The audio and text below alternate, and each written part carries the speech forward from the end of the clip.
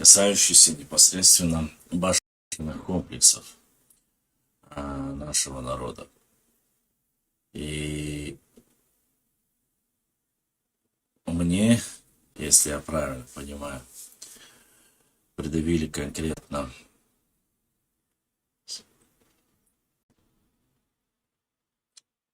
претензию в том, что на самом деле башенных комплексов у нас нету.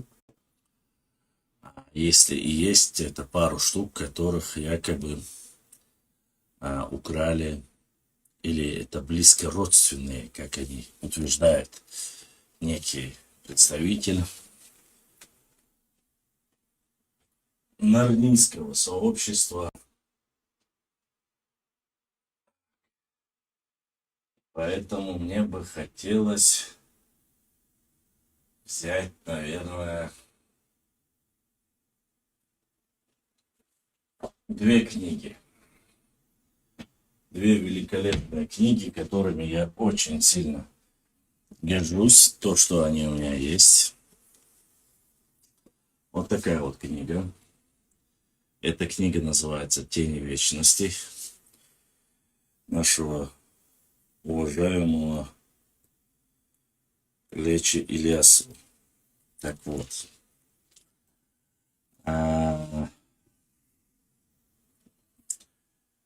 Так, и здесь у нас этика. Так, области.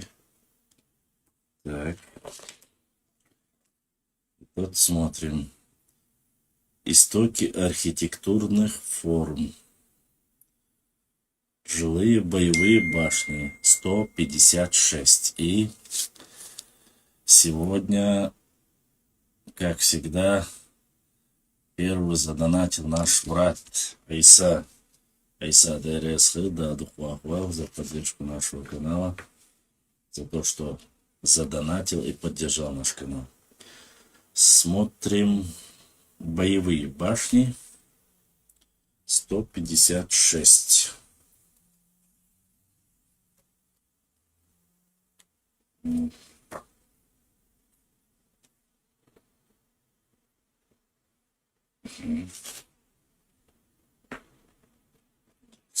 Истоки архитектурных форм. Жилые башни. И 51, 3, 5, 6. И целая, так сказать,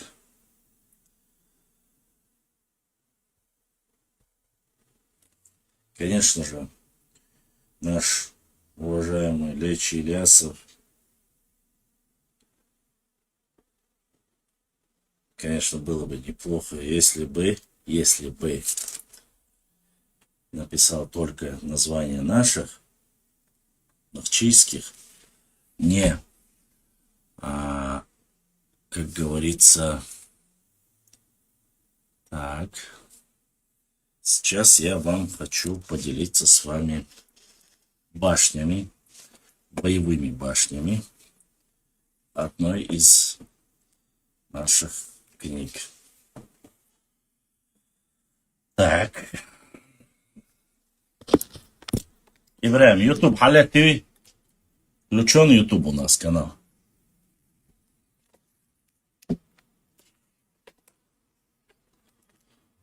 Дай мне знать, включен или нет, чтобы потом заново не начинать.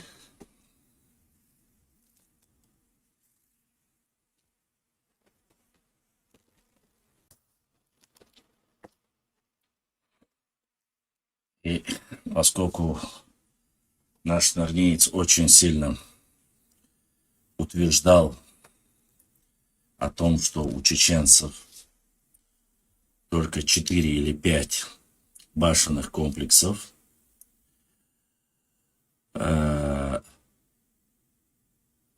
вообще,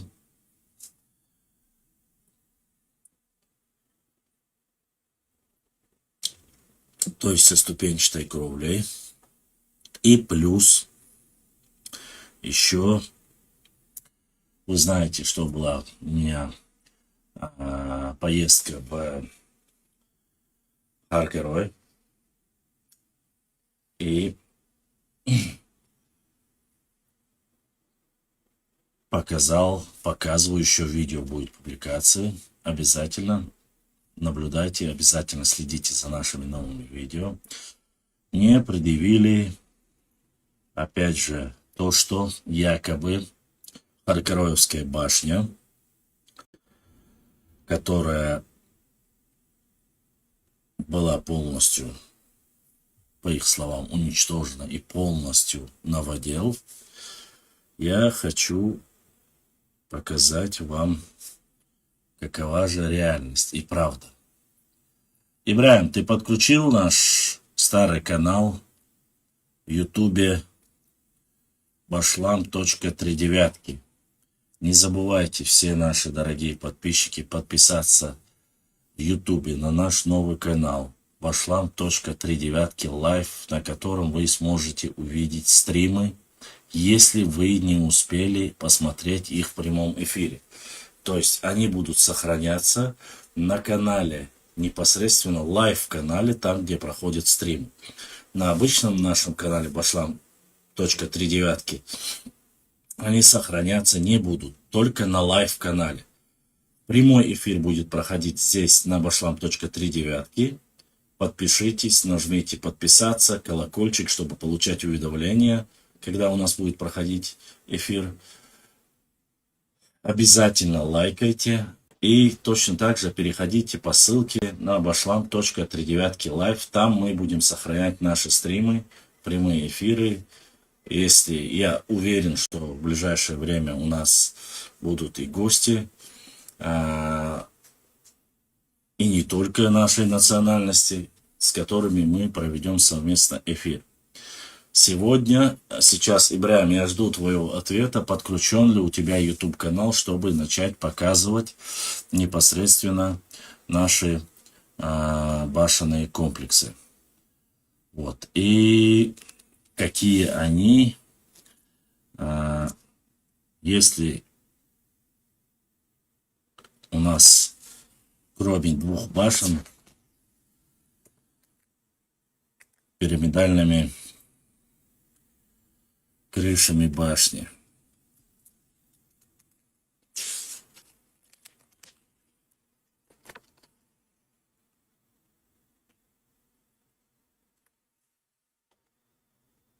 И мы когда обязательно посмотрим и расскажем дальше.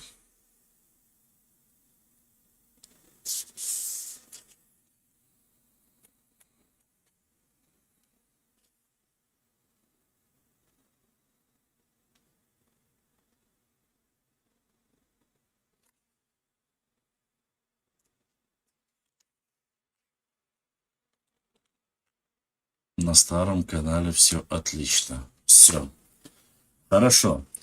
Давайте, уважаемые друзья, все, кто у меня подписан на Фейсбуке, вы знаете, что некие нарнийские утырки, я их позвал, конечно, у нас в эфир, они утверждают, когда я сделал пост про башенные комплексы, что Чечня, Нохчичу является страной башен и замковых комплексов, что это культурное наследие нашего народа.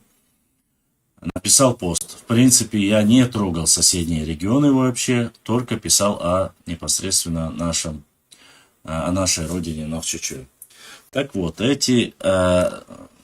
был написан огромный пост, где взрослый человек, которому уже за 5-й десяток, утверждает и говорит, что в Чечне никогда не было башенных комплексов, пирамидально ступенчатые башенные перекрытием, то есть крыши такого формата, кроме как у них непосредственно гушети. А то, что даже есть, это 4-5 комплексов, на котором, опять же, эти комплексы принадлежат там непосредственно родственным или, то есть, относящимся к ингушам представителям чеченского общества. А также утверждают, что строителей башен в чеченцев никогда не было, что они строили, только они являются строителями башен. Однако, не говоря о том, что я привел миллион доказательств, и вы можете увидеть очень много постов про башенные комплексы на нашем канале, именно башенная архитектура Нохчи народа.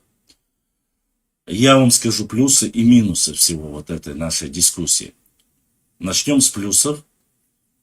Дело в том, что Нохчи народ, по сути своей, простую математику хочу, чтобы было понятно людям, зрителям, которые слушают, чтобы понимали, кто же на самом деле лжец и кто же нарниец, который выдумывает различные басни. Ни в коем случае не хотел никого... Вы знаете, что мы не называем ни наций, ни народов, и оскорблением в наш адрес, что у нас не было строителей башен и так далее и тому подобное. И заявление о том, что башни строили только они, возможно, для какого-то обывателя Средиземья, там, Тверской, Воронежской, Ростовской и чуть дальше области России, возможно, можно было бы туристам навешать лапшу на уши, рассказать вот эти сказки и так далее и тому подобное. Однако хочу пройти просто обычной статистики, как мы это делаем. Ученые Российской империи зафиксировали, что в 18-м, то бишь в конце 18-го, начале 19 века, в 1800-1801 году, всех мужчин и женщин вместе взятых, то есть это конец 18-го, начало 19 века, всех мужчин, женщин, детей и стариков ингушской национальности в данной ситуации составляло от 8 до 9 тысяч человек. Ладно. Есть еще один такой же материал, где написано 11 тысяч. Возникает вопрос у меня, как у простого обывателя. 11 тысяч человек – это вместе взятые все и женщины, и старики, и дети. Вот математически мне интересно, как на территории Грузии, на территории Осетии, на территории Чечни и Ингушетии это народ или общество каким образом могли строить в количестве, ну, плюс-минус, уберем 50% среди них стариков, женщин, детей, которые не могут строить башни. Как из оставшихся 4000 человек могли строить географически не вообще географически даже рядом не расположенных регионах Кавказа, остальные 4000, если даже грубо взять, могли строить везде по всей территории Северного Кавказа и строить башни, и воевать, и сеять, и так далее, и тому подобное, если с учетом того, что на одну башню уходило как минимум 1 год. Каким образом? Конечно же, каким образом, ну, плюс-минус возьмем, сколько человек должны сделать одну башню. Человек, наверное, в любом случае не меньше 5 или 10 человек, даже сегодня со современными технологиями, чтобы построить маленький средний дом, нужны 5-6 человек-10 человек, чтобы нормально его построить. С учетом того, это башенные комплексы, с учетом того, что их нужно строить на утесах, в высокогорье, в различных географических, как говорится, точках, то есть это в Грузии, в Осетии, Чечне, везде, и плюс, и Ингушетии. Каким образом? Сколько лет нужно, чтобы построить все эти башенные комплексы? Ложь сразу же выходит наружу. Никак это невозможно, и тем более возникает вопрос. Второй вопрос по строительству башенных комплексов. Почему разительно сильно отличаются башенные комплексы, которые построены в Чечне, даже на одной же той территории Чеченской Республики, то есть Нохчичу, восточные башенные комплексы, которые на восточной границе, и вплоть до западной, самой стороны, башенные комплексы абсолютно все не идентичны. Одинаковых двух башен, как таковой, прямо тютелька в тютелька, нету таких башенных комплексов. Они хоть чуть-чуть имеют свою разновидность. И тот, кто ездил, выезжал и смотрел эти башенные комплексы, может. Это абсолютно разный камень. Геометрически выложены абсолютно по-разному. Где-то он настолько геометрически четко выверен. И огромнейшие глыбы, которые, наверное, если я не ошибаюсь, даже в той же Харкароевской башне, куда мы ездили, эти глыбы поднять нужно как минимум человек, возможно, с сильным телосложением, 10-15 человек, чтобы один человек смог этот блок поднять и поместить его на скальную поверхность, которая будет под фундамент башенных комплексов.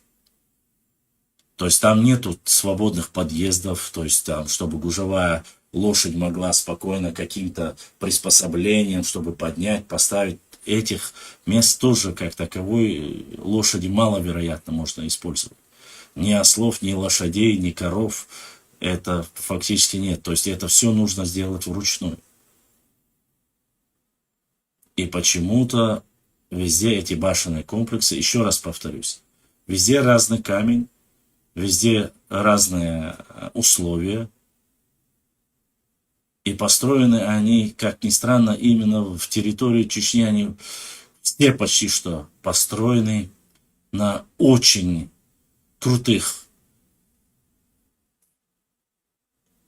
скальных краях, в отличие от тех же западных башенных комплексов. Построены совсем по другим технологиям. Это не глыбы, это четко выверено геометрически. Причем совпадение построенных башенных комплексов и жилых башен и военных башен фактически идентичны друг другу. То есть камни точно так же четко выверены, отрезанные, обработанные и положенные.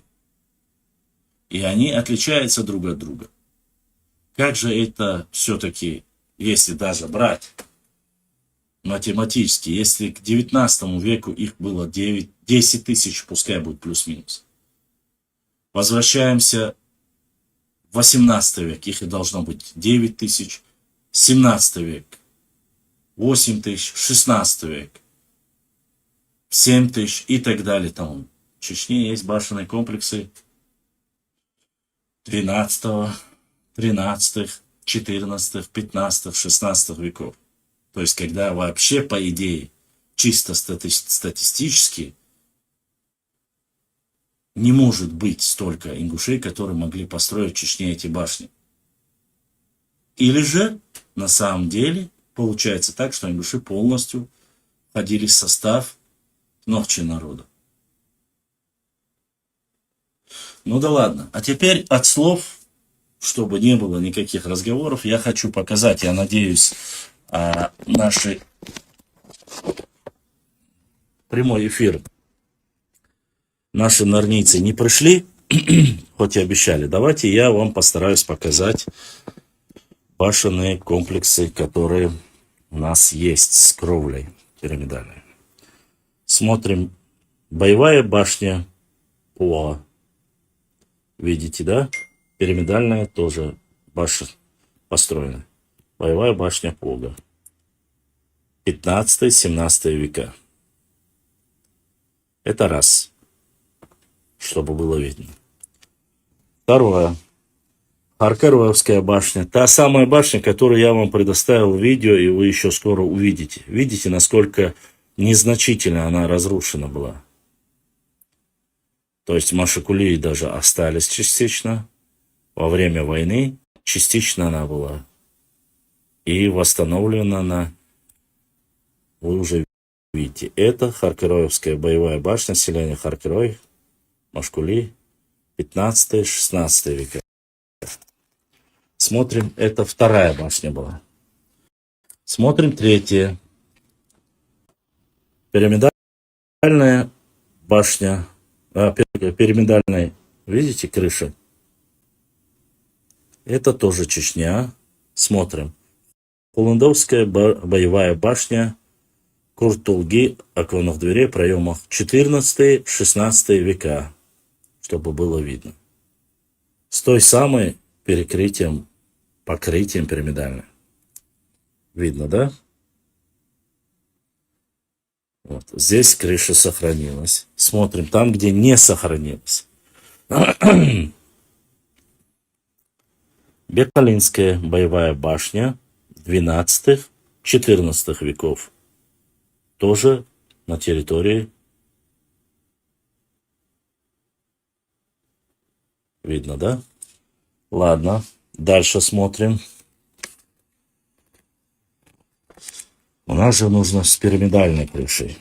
Смотрим, вот еще одна башенный комплекс. Начнем с первой. Вот она. Гучкалинская боевая башня. Тоже с покрытием. Вторая смотрим. Хаскалинская боевая башня.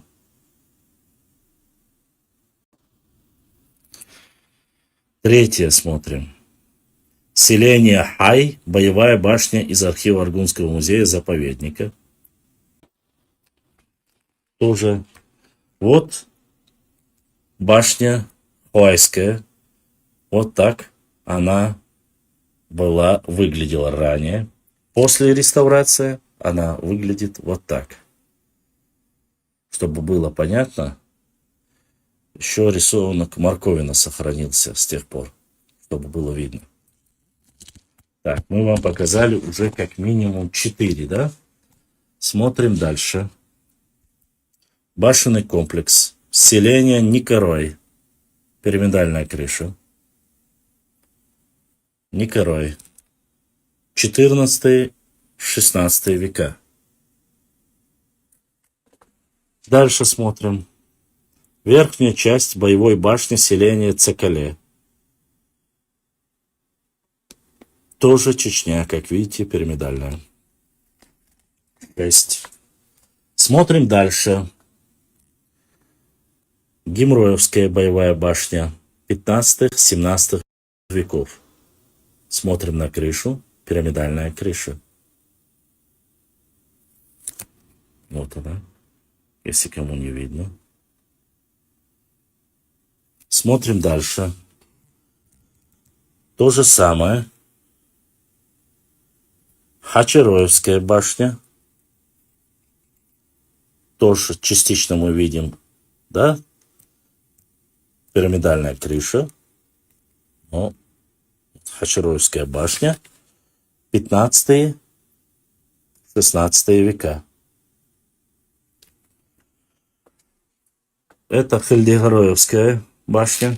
Так, это уже мы показали 8 башенных комплексов.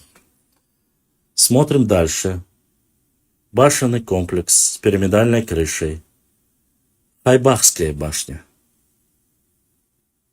Хайбахская башня. Смотрим дальше. Башенный комплекс. Бароевская боевая башня. Фото Пальмина, 70-е годы 20 века. Пирамидальная крыша. Всем видно, да? Уже на этой странице. Дальше смотрим. Шатоевская башня. Боевая башня Шатоевская. Тоже пирамидальная крыша. Здесь остальные башенные комплексы как таковой. Боевая башня Дерты, которая разрушена. После реставрации фотографию вы видели. До реставрации вот она. И после реставрации вы можете ее увидеть.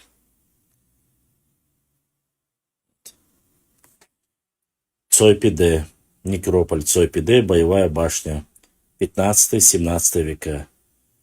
Мелхиста.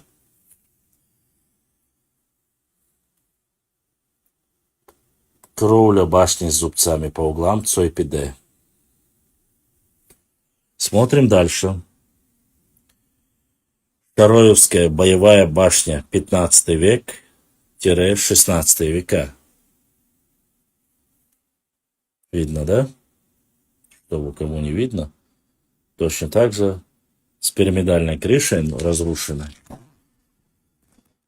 И без малого то, что я вам показал, это, как говорится, только часть башенных комплексов, которые есть у нас.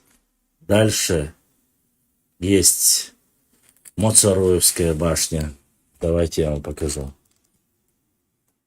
С пирамидальной крышей. Это Моцароевская башня, чтобы было видно.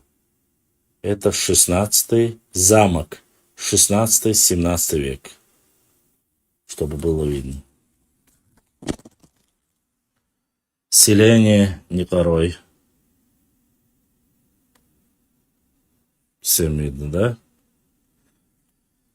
Крепость Васаркел. Более качественные фотографии, не с книги, я вам обязательно опубликую. Так.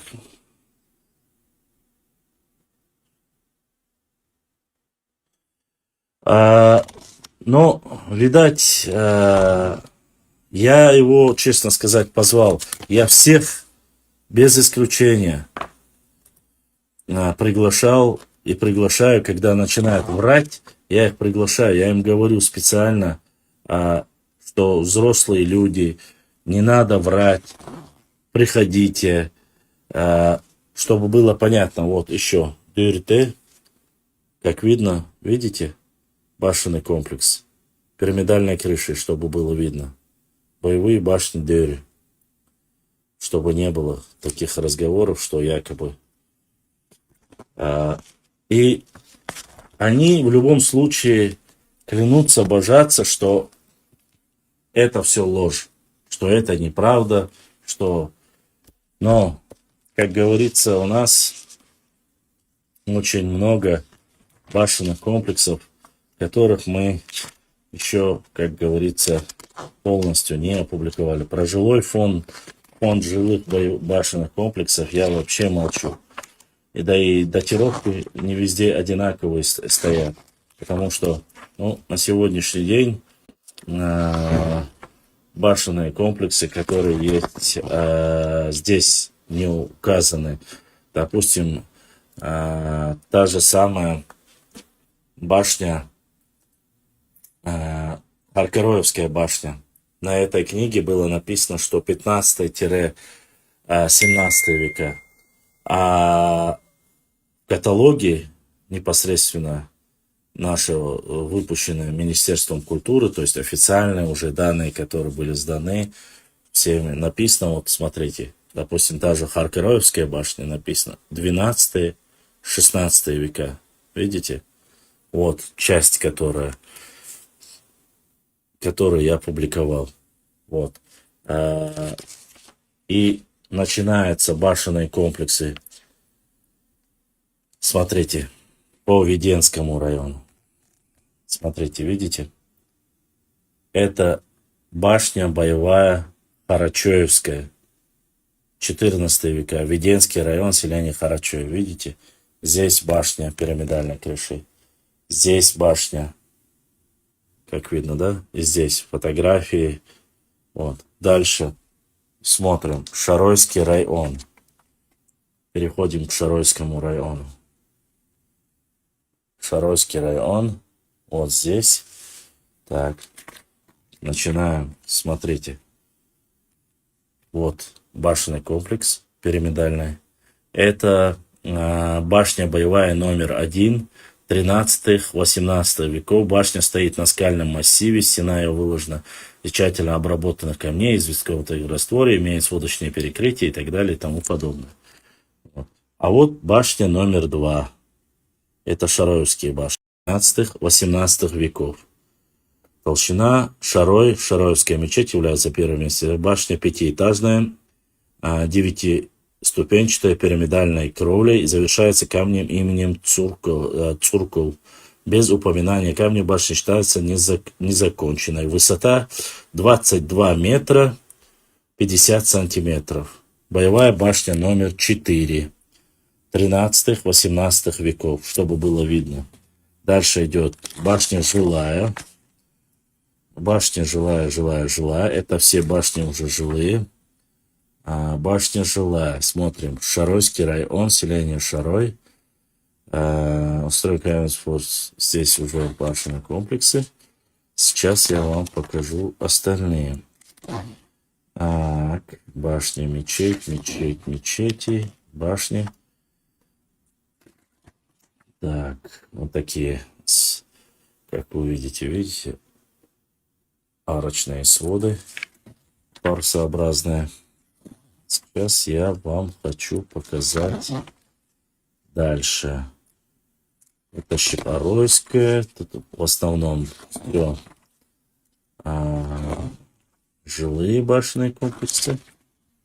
Сейчас мы вам покажем дальше. Так, это все Шаройский. Дальше идет Эйсовой башня. Смотрите. Дальше смотрим. Вот башенный комплекс. Боевая, Хуландоевская, 14-16 века. Шаройский район, селение Хуландой. Это Хуландоевская башня. Вот. Боевая башня. Здесь боевая башня Качихойская. Башня боевая Качихойская, 14-16 века, Шаройский район, Сандхой, ущелье, верховьях реки Шаро-Аргон. Так вот. Дальше идем Шатойский район. И начинается Шатойский район, башенный комплекс, 14-16 века. Вот здесь одна фотография, здесь вторая фотография. Сатоевская башня. Сатоевская, Катынкалинский историко-архитектурный комплекс. Башня боевая, 13-16 века. Шатойский район, селение Саттой. Саттой Бауюгар. Опять же с пирамидальной перекрытием крышей. Дальше, здесь Тумсоевская башня. Это уже совсем так, боевые башни. Я хочу показать вам боевые башни. Здесь вы видели эти башни. Смотрим дальше.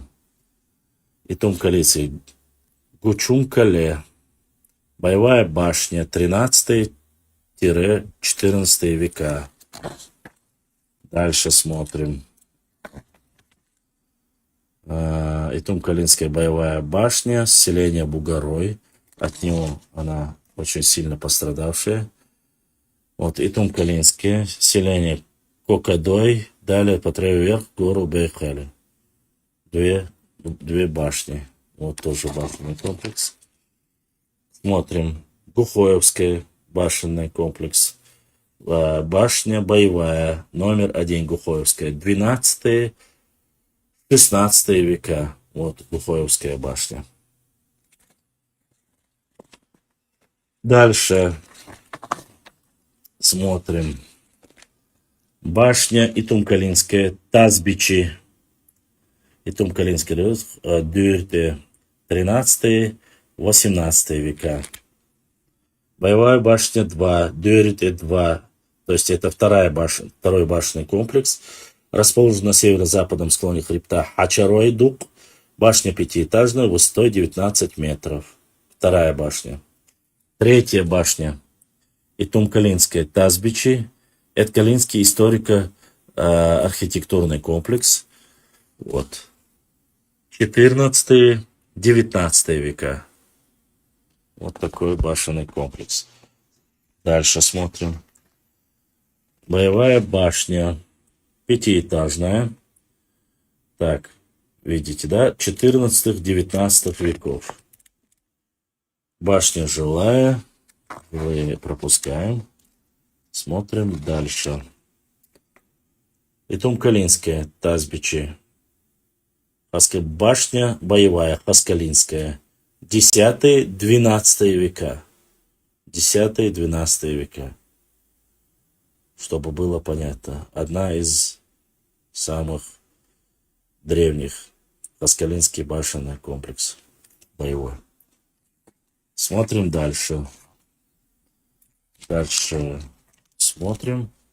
Здесь мы видим непосредственно Ачароевская башня 14-16 века с пирамидальной крышей. Это Ачароевская башня.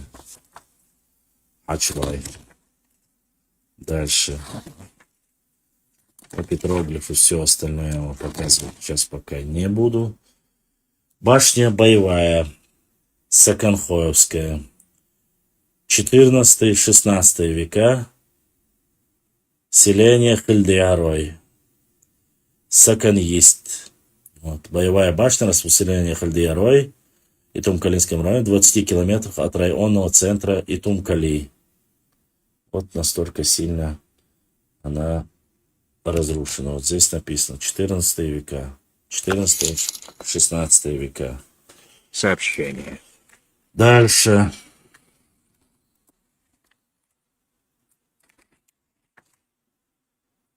Башня Балоевская башня. Ну, здесь они в основном разрушенные. С реставрацией подлежат. Смотрите, вот такая башня. Видите? И Тумкалинский район, селение Мацарой. Эль-Хабха. Вот она. Чтобы было видно. Боевая башня номер 2. Расположенная Бар-Ахк. Вот здесь она находится. Смотрим. Мацароевскую я вам показывал. Башенный комплекс. Мацароев историко-архитектурный. Смотрим дальше. Башня. Боевая башня.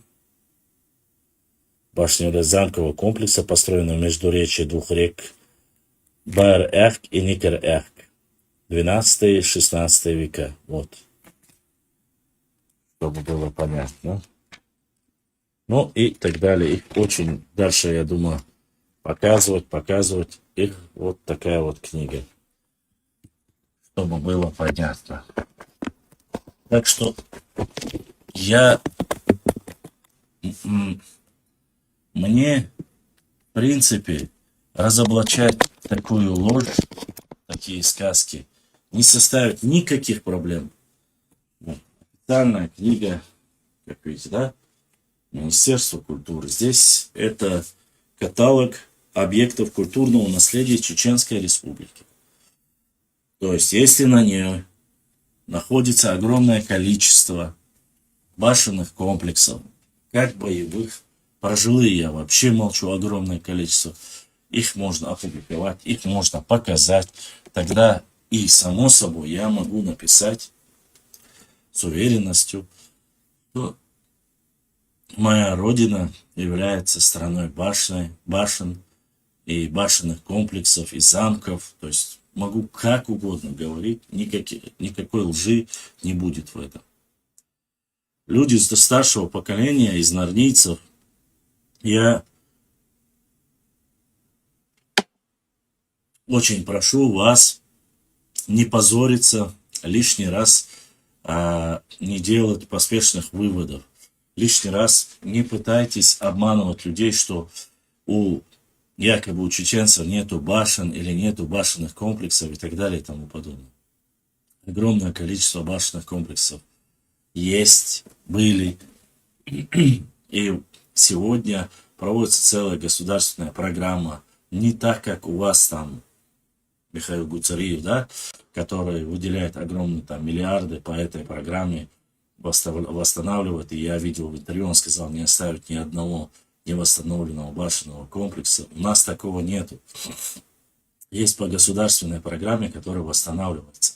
Не забывайте, это и то не все башенные комплексы, которые мы, возможно, показали, которые реставрироваться должны, какие-то должны быть законсервированы. Многие люди, я видел, у меня под постами про башенные комплексы начинают писать, лучше бы их оставили, вы видели руины Древней Греции. Да, Тугдаш, я с вами согласен, но только в одном случае. когда у вас этих разрушенных башенных комплексов больше там 90%, вот это уже одни развалины. А 10% это то, что уцелело хоть как-то. Если хотя бы пропорционально 30-40% из них, пока они еще держатся, если их не скрепить и не по той же форме, как они были, немножко не реставрировать со всеми технологиями специалистов, то мы можем их утерять. Сегодня во всем мире одним из самых важных факторов и туристических направлений это этнотуризм. Люди хотят видеть и башенные комплексы, хотят видеть и горы. Просто так дикарем поехать, там где-то поставить палатку, да, есть такое количество.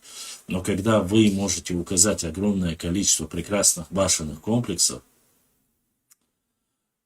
которые есть до сих пор, сохранились, и причем указать, какого они века, причем по всей территории нашей, так сказать, родины, это великолепное культурное наследие, этим нужно делиться, это нужно показывать всем. Да, был? Да. Ва алейкум салам ва рахматуллах.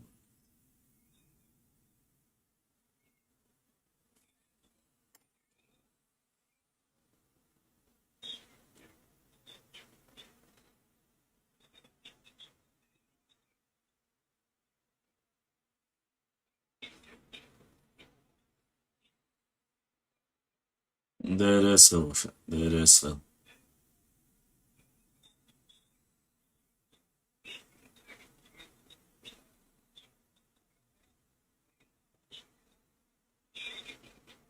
М,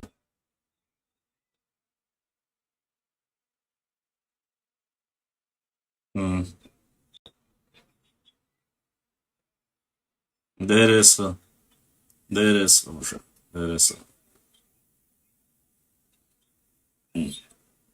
М, м, м. Dik duesa, efe riva je već pa kaj. Давай, давай, давай. А, из, так сказать, мы в любом случае должны показать свое культурное наследие.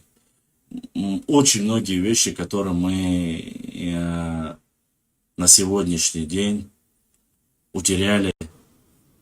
Я не знаю, что будет с нашим пополнением, с наших музеев. Я не знаю, что будет на сегодняшний день с теми раскопками, которые происходят и нашли и захоронение раннего аланского периода, куда забрали оттуда артефакты, я не знаю.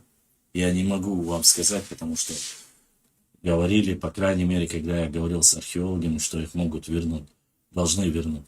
Вот.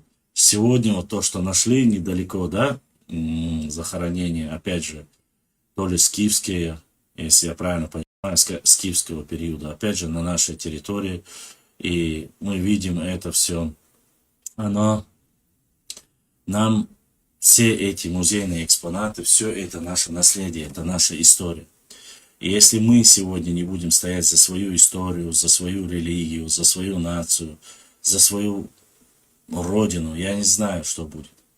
Еще раз повторюсь, есть люди, которые пытаются максимально ввести в заблуждение не только непосредственно в области там, истории, не только в области географии обманывают. Но, как я вам говорил, в прошлом эфире они снова опубликовали. Вы знаете, что есть некоторые богохульники атеистические, которые якобы пытаются, поставив какую-то тантрическую музыку,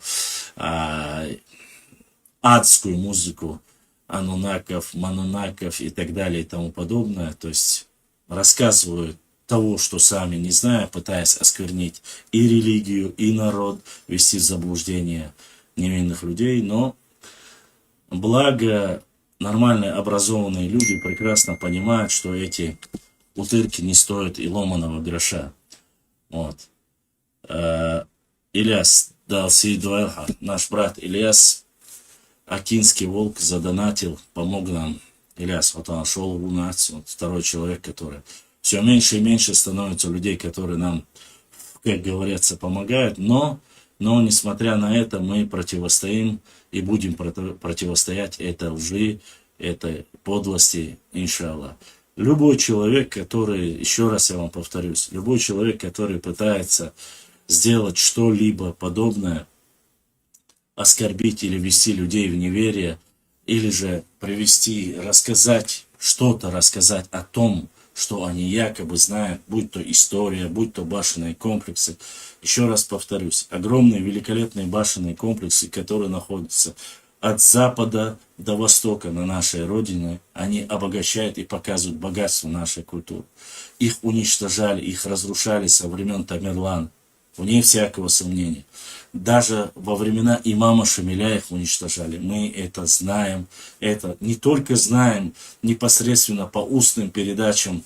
Возможно, да, конечно же, я знаю, что устные пересказы между наших народов могут быть немножко, так сказать, утрированы.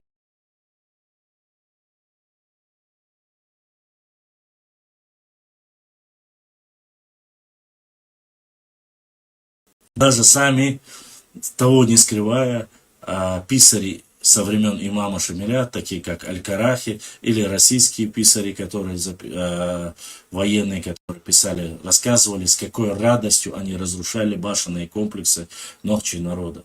Я уже молчу о том, как они растаскивали камни, из него строили потом различные крепости, будь то Шатой, будь то Ведено и остальное и так далее и тому подобное. Вы знаете, что археологи, вы знаете, что археологи непосредственно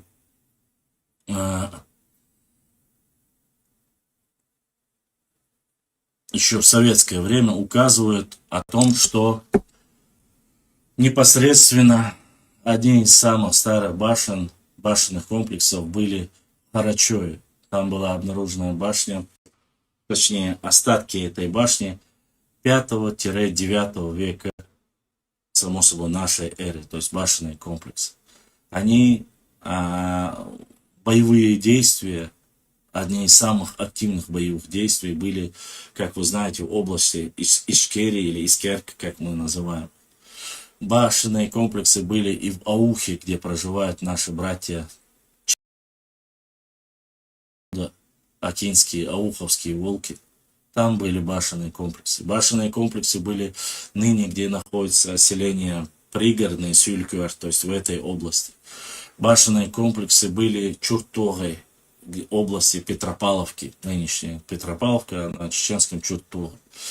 Вот почти что даже на равнинной территории были башенные комплексы. Где-то комбинированные с деревом, где-то чисто каменные.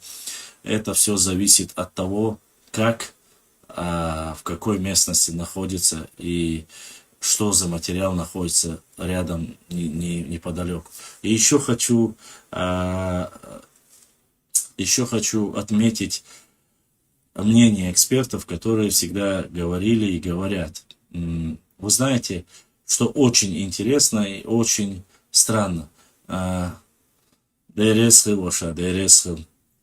Что самое интересное? В Чечне башенные комплексы не находятся, в основном не находятся рядом. Вот башня, вот башня, вот башня. То есть как грибы в одной местности, нету таких башенных комплексов, как таковой. Рядом, чтобы стояли все. Кроме одного места, это уже башенный замковый комплекс. Нет. Почему? Потому что они непосредственно, эти башенные комплексы для обороны, для защиты семьи, детей и так далее, и для войны, они находились не рядом. Вот посмотрите, Хойский башенный комплекс. В селении Хой башня одна находится на востоке, другая находится на западе селения. То есть они не рядом стоят, то есть они геометрически, да, стратегически не ставили именно таким образом, чтобы можно было залезть в одну башню и с одной башни стрелять в другую башню. Это раз. С появлением уже тяжелых пушек, и если эти пушки и ядра могли разрушить или сжечь, башенные комплексы тоже все меньше и меньше начали использовать. То есть это ближе к 19 веку, то есть Большой Кавказской войне, так называемой. То есть в этот период смысла уже держать башенные комплексы. В более раннем периоде, во времена татаро-монгол, во времена нашествия Тамерлана, это еще могло как-то помочь, и они могли использоваться. Что касается именно башенных комплексов, где они построены в основе своей, хочу еще раз отметить одну важную деталь по башенным комплексам. Там, где хорошие густые леса, строить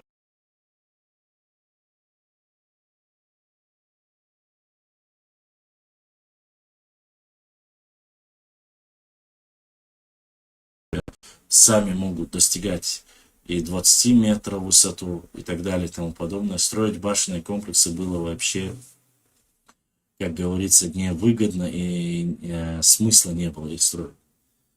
А в области там, где непосредственно альпийские луга, высокие горы, отвесные скалы, вот в этой области строить их, там, где мало леса, там, где не скрыться нигде, в этой области, конечно же, непосредственно строили больше башенных комплексов. Новогрозный, Ойсхар, там была тоже эта равнина, Кавказ. Я еще раз повторюсь, башенных комплексы были вплоть до Терека на территории и равнина, и предгорной территории были. Об этом фиксируются и пишут об этом непосредственно и офицеры, служившие на Кавказе, и генералы, которые были здесь, описывают, что на территории Чечни очень много было башенных комплексов. И там, где ровная территория, построить башню, чтобы можно было с высоты наблюдать неприятеля, это очень и стратегически, и с точки зрения военного дела, это, конечно же, очень нужны эти башни. Вы знаете, что непосредственно на сегодняшний день, что осталось от этих башен, вы видели, нет, не знаю, именно на полях, там, где ровная территория, пытаются сделать чартпшдоп, высокие деревянные башни, чтобы сверху покрывает его крыши, чтобы была тень, и сверху они могли наблюдать за всем полем. Вот, как говорится, перешло уже более в мирное русло, и для чего они делаются? Для того, чтобы наблюдать и смотреть за полем, чтобы соблюдать, чтобы нигде никакой неприятель ничего не воровал, или скотина, крупнорогатый скот, мелкорогатый скот, там, чтобы не портил. С высоты всегда было видно лучше. А там, где высокие деревья, построишь ты башню или нет, если даже ты укроешься в ней, ты не увидишь на расстоянии там метров 100, уже ты не увидишь что неприятеля, который к тебе подойдет. И еще не успеешь даже скрыться. Поэтому области там, где была лесная чаще, их редко использовали. Но хотя, опять же повторюсь, что их строили. Это не говорит о том, что их не строили там. Для каких-то непосредственно целей башни строились. Поэтому, конечно же, нордийцам, которые живут по соседству, без разницы, с запада, с востока там вообще там ничего я не говорю, а с запада осетины ничего не говорят, адыги ничего не говорят, балкарцы ничего не говорят. Это те грузины тоже ничего не говорят. У грузин тоже башни есть, у адыгов есть, у осетин есть, у балкарцев есть, у карачаевцев, я не знаю, вроде бы тоже есть. Да, есть эти башенные комплексы. Никто ничего не говорит и не говорит, что мы вот только строили башни, что они наши и так далее. Никаких вопросов нет. Вот есть некоторые представители, которые говорят, опять же повторюсь, которые не находились и не были на территории Чечни, которые не видели наши башенные комплексы, не видели их кровлю, начинают непосредственно говорить об этом и рассказывать небылицы. Если вы не знаете, не позорьтесь, не пытайтесь каким-то образом выехать на историю своих братьев или соседей, как вы там считаете, я не знаю. Это ваше личное дело. Сюли начали тоже писать об этом, говорить, но, опять же, как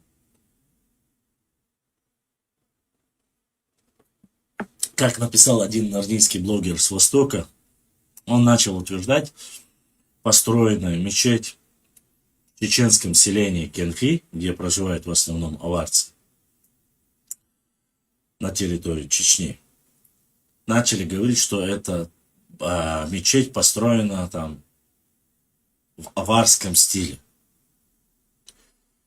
Опять же, хочу, чтобы всем было понятно. Я ничего против Сюли не имею. У нас есть только конкретные претензии с ними по Ауховскому району. Вот. А так, как не надо сейчас говорить на межнациональной, таких вопросов нет вообще. Ну, мне стало интересно. Во-первых, полностью финансирование этой мечети было выделено непосредственно выделил глава Чеченской Республики. И никакой там Сюли, как говорится, архитектурный стиль я не наблюдал, или финансирование от Сюли я не видел. Ну да ладно, это другой вопрос. Мне стало просто интересно. И я зашел посмотреть, где же, какая же культура. Ну, я прошу вас, вы сегодня можете вбить аварская архитектурная культура и увидите все, что есть. То есть я не думаю, что там глупые люди, с учетом того, что сделал Даниялов в советские периоды, если их таковые есть, вы можете посмотреть, где же эта великая культура, в которой есть какие-то башенные комплексы, которые якобы с которых скопировали восточные новчи, взяли у них и начали строить. Ну, думаю, повторяться не стоит, вы можете сами посмотреть, сравнить, есть ли эта культура и как она выглядит, и все будет уже понятно. Поэтому вопросов за целую неделю набирается очень много. Очень много набирается вопросов. Все не успеваешь. Я поэтому приглашаю, говорю, приходите. Или я модератором своим, который есть у нас в Ютубе, сказал, если вопрос какой-то непонятный, если начинает что-то там умничать, там разговаривать, чуть ли не как будто бы Сократ и Аристотель и Платон вместе взятые с Геродотом, музыку сидят там, и люди, десятки, сотни людей, просто-напросто, даже религиозные ребята, которые не понимают в истории ничего, пытаются зайти каким-то образом этих людей осадить или устаканить. Я вам еще раз говорю. Это просто софистика. Тупость, не знающие ни своей истории, не знающие ни своей культуры, пытаются рассказать что-то до того, как пришли к исламу. То есть историю со времен Джахилии, которых, опять же, повторюсь, они не знают. Взять и говорить, использовать какие-то названия шумерских богов, которых в редких случаях, опять же, косвенно есть доказательства, что они у нас использовались, опять же, я повторюсь, не имею никакого понятия об истории. Я не защищаю на сегодняшний день, вы знаете, мое отношение к бракам даже. Да, с другой национальностями я крайне критически отношусь, то есть негативно отношусь к этим вопросам. И мне без разницы, хоть араб, хоть американец, хоть Вася Пупкин. Я за то, чтобы каждый выходил замуж за пол. Не имеет никакой национальности, не имеет никакого как бы религиозного, непосредственно, точнее, национального окраса. Религия, ислам это от Всевышнего. Поэтому сегодня, когда какие-то утырки, ублюдки, которые не знают многие вещи, а особенно, когда я в эфире заявил и сказал в прошлом эфире, я опять же оскорбил, ну да, как, то есть, лучше бы им быть, конечно, и гики, ну ладно, Анунаки, Нахи, Анунахи, или как они пытаются, не, Нохчиду, Наха, Нохчиду, как мне начали один говорить, я вас прошу. Слово Нахи, как таковое использование, кто его использовал, когда использовал, мы тоже знаем прекрасно. Не поддавайтесь этим провокациям. Не слушайте вы идиотизм. Минусы есть в любом, а тем более в джахилии.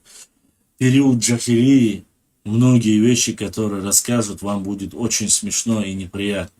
Поэтому историю со времен джахилии многие пытаются очень сильно на меня обижаясь и начинают говорить, когда я говорил, что были в язычестве, был период, когда наш народ был в язычестве, а многие мне начинают говорить, этого не было, мы в разный период по-разному называли и так далее, но это невозможно. Вы должны понять, это невозможно. Мы не Богом избранный народ. Если вы пытаетесь, как евреи, говорить, что мы богоизбранный народ, всегда там верили в единого Бога и так далее и тому подобное, это ложь. И это подтверждает наша история, и это подтверждают археологические раскопки. Было ли проникновение сюда христианства на территорию Чечни, Нохчичу? Было, конечно же. Не прижилось. Было ли проникновение сюда иудаизма, то есть горских евреев? Да, было. Прижилось ли? Нет, не прижилось. Остались ли корни? Маловероятно. Еще в начале 90-х годов они в основе своей убежали. Точнее, уехали. Остались ли? Я не могу знать. Аллаху алям. Есть некоторые рассказы. Опять же, я вас прошу, не путать сплетни с рассказами, когда начинают говорить, о, у нас там тысячи таких. Это не рассказывайте ложь. Допустим, те же самые Шону не имеют никакого отношения к евреям. Вообще не имеют никакого отношения. Шону не имеют. Шильды не имеют. Чертва не имеют никакого отношения к евреям. Вообще не имеют. Цечой не имеют. Ялхарой не имеют отношения к евреям. Вот эти сказки, вот между собой рассказы, они не воевали, они маслаатом занимались, поэтому они евреи. Они среди, но нету, понимаете, сегодня, когда ты сдаешь ДНК-тест, пока я понимаю, что они не показывают национальность, но среди тех же жидов или евреев, или как вы их называете, сионистов, не знаю, как вы их называете, евреи, но нет у них такой гаплогруппы. Допустим, таких же, как Ушона и так далее и тому подобное. А вы нарекаете, между собой вот эти сплетни рассказываете, ерунду несете.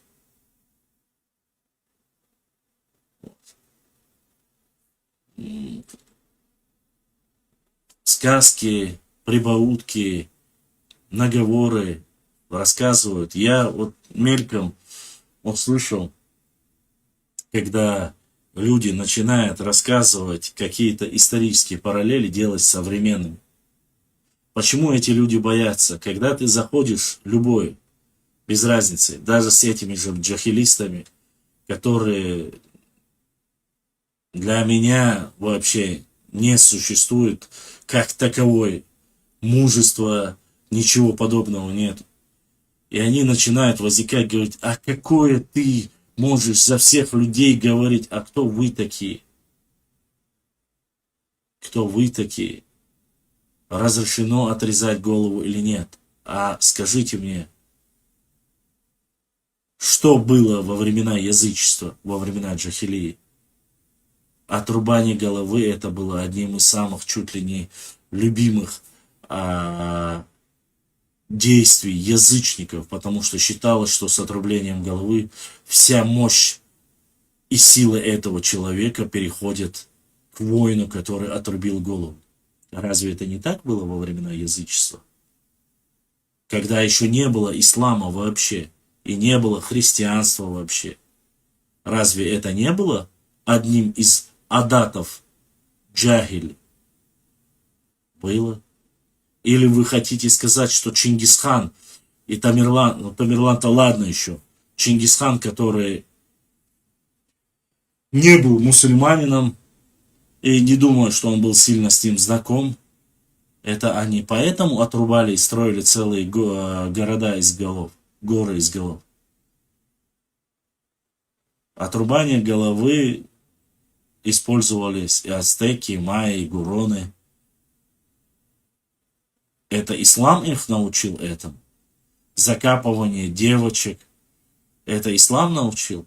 Или то, что вы пытаетесь навязать на нашего любимого пророка, саллаху алейхи вассалам, браки, насилие с 9, с 10, 13 лет, вы думаете, это с ислама пришло? Нет, это и пришло не с ислама. Далеко не с ислама. Если вы начнете изучать период языческой истории, посмотрите. Любого государства. Любого государства. Я молчу про непосредственно про тех людей, каннибалистов, которые до сих пор нету никакой у них религии, для них есть люди, которые съедают людей, это нормально. А есть до сих пор в мире, это хоть и маленькие племена, они есть. Джагили, которые поклоняются сатане и проводят различные ритуалы, есть до сих пор. Если они среди наших людей, то, что они появились, или это чей-то либо заказ или проект, который вводит людей в заблуждение, который выводит людей из истинной религии, из-за того, что некоторые люди слабы в истории, нет. Если они сильны в истории, пускай тогда зайдут. Не нужно сидеть у себя, где ты обрезаешь, останавливаешь. Зайдите на чужую платформу. Поговорите об истории. И тогда посмотрим, кто и где и о чем говорит. Поэтому, если вы думаете, еще раз повторюсь, что наш народ или наша история без красных пятен, вы очень сильно ошибаетесь. Очень сильно. Без исключения, без преувеличения, прошу прощения. Таковые моменты в истории были почти что у всех. Позорные моменты в истории. Вот. И рано или поздно, конечно, монотеистические верования победили. Одним из самых жестоких войн, жестоких страниц в истории, это история, когда в истории это времена язычества. Какие культы и обряды позорные проводились. Это мы можем сегодня это судить, поскольку мы приписываем себя к той или иной цивилизации, будь то хуритская, урартская или шумерская, без разницы, да? Это позорные вехи истории. Если мы относим себя к автохтонному древнему народу. Да, конечно, можно рассказать историю, сказать, что мы вот от Ноя, вот Ной, алейхиссалам, после него Иофет, вот от Иофетова мы пошли дальше. Да, можно так сказать. Но были ли они, пошли ли они в заблуждение после того, как ушли, освоили, когда размножились по миру? Да, конечно, без сомнения. Ибо и пророки, и святые люди, которых отправляет Всевышний, или люди, или пророки, или олия и так далее и тому подобное, они направляются для людей, чтобы они исправились. Во времена шейха Мансура многие, или Берс-шейха, многие утверждают, что Берс-шейх является якобы первым проповедником. Это неправда. Он не является первым проповедником.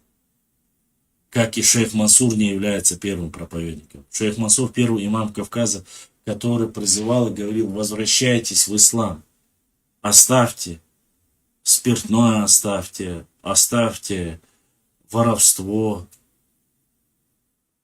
и так далее. И Бершейх точно так же призывал.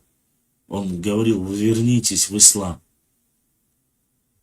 На сегодняшний день, сегодня в 21 веке, мы до сих пор есть люди, которые призывают и говорят: вернитесь в ислам. Как вы думаете, сегодня эпоху технологий, социальных сетей, когда все доступно, которому ты можешь все проверить, прочитать, посмотреть, несмотря на все это, на сегодняшний день есть люди, которые выводят из религии людей, а есть люди, которые призывают, говорят: вернитесь в ислам, делайте намаз, выплачивайте закят, не воруйте, не убивайте, делайте добро, уважайте мать, отца, и так далее и тому подобное. Это же все происходит и на сегодняшний день. Вроде бы в 21 веке, что нужно это, нужно ли к этому призывать, а оказывается нужно. Хотя мы все прекрасно знаем, что печать над всеми пророками, пророк был Мухаммад, саллаллаху алейхи вассалям. Опять же, та же самая наша религия разделилась на 73 или 74 течения. Ислам. Я молчу про христианство, я молчу про иудаизм. Там вообще дебри.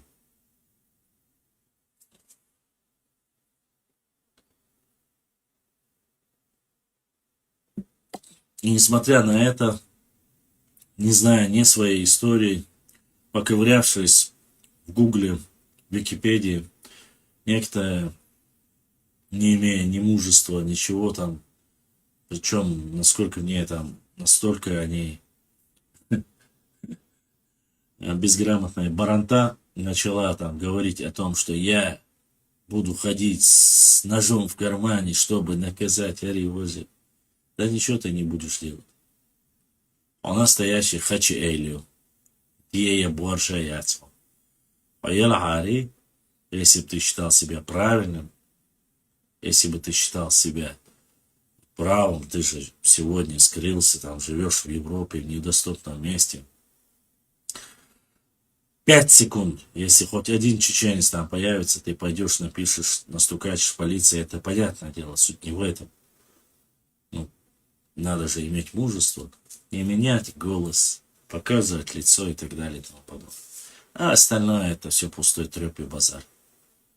Без разницы. То же самое происходит и с норницами.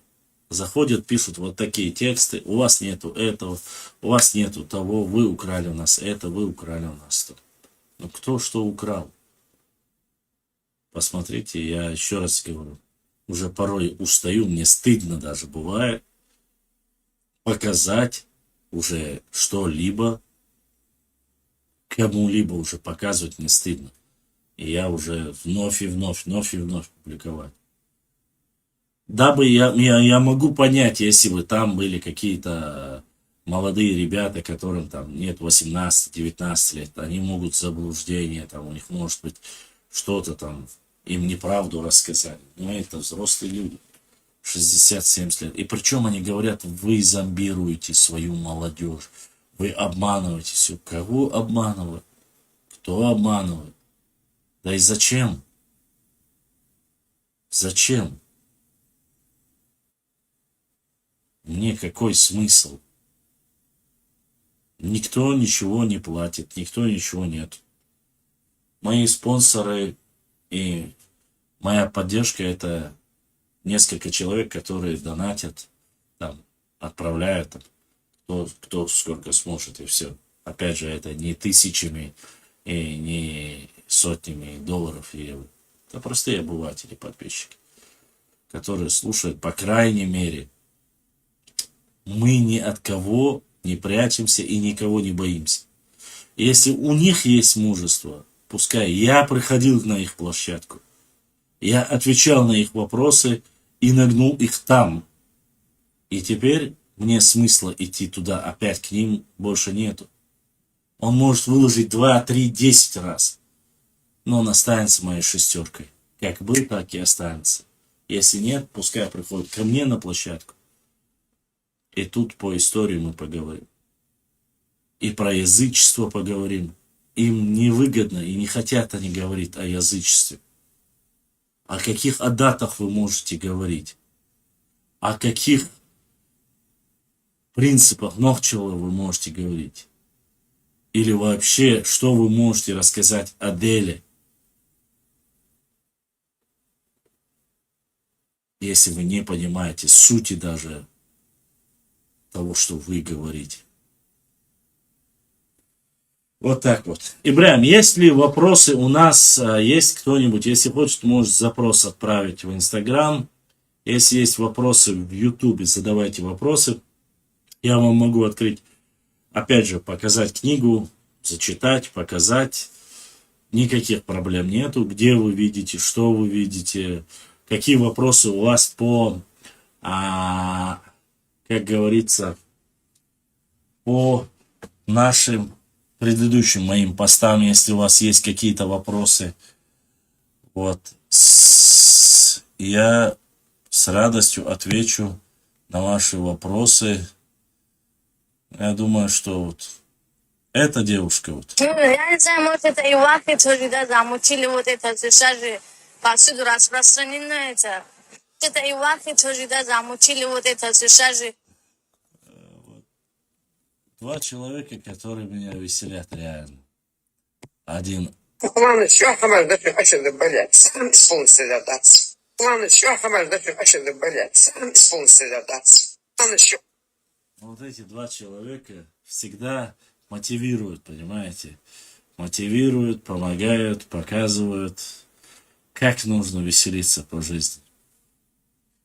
Задавайте вопросы, если у вас есть, а я постараюсь вам показать пару интересных моментов. Хотел показать вам один важный момент. Пока вы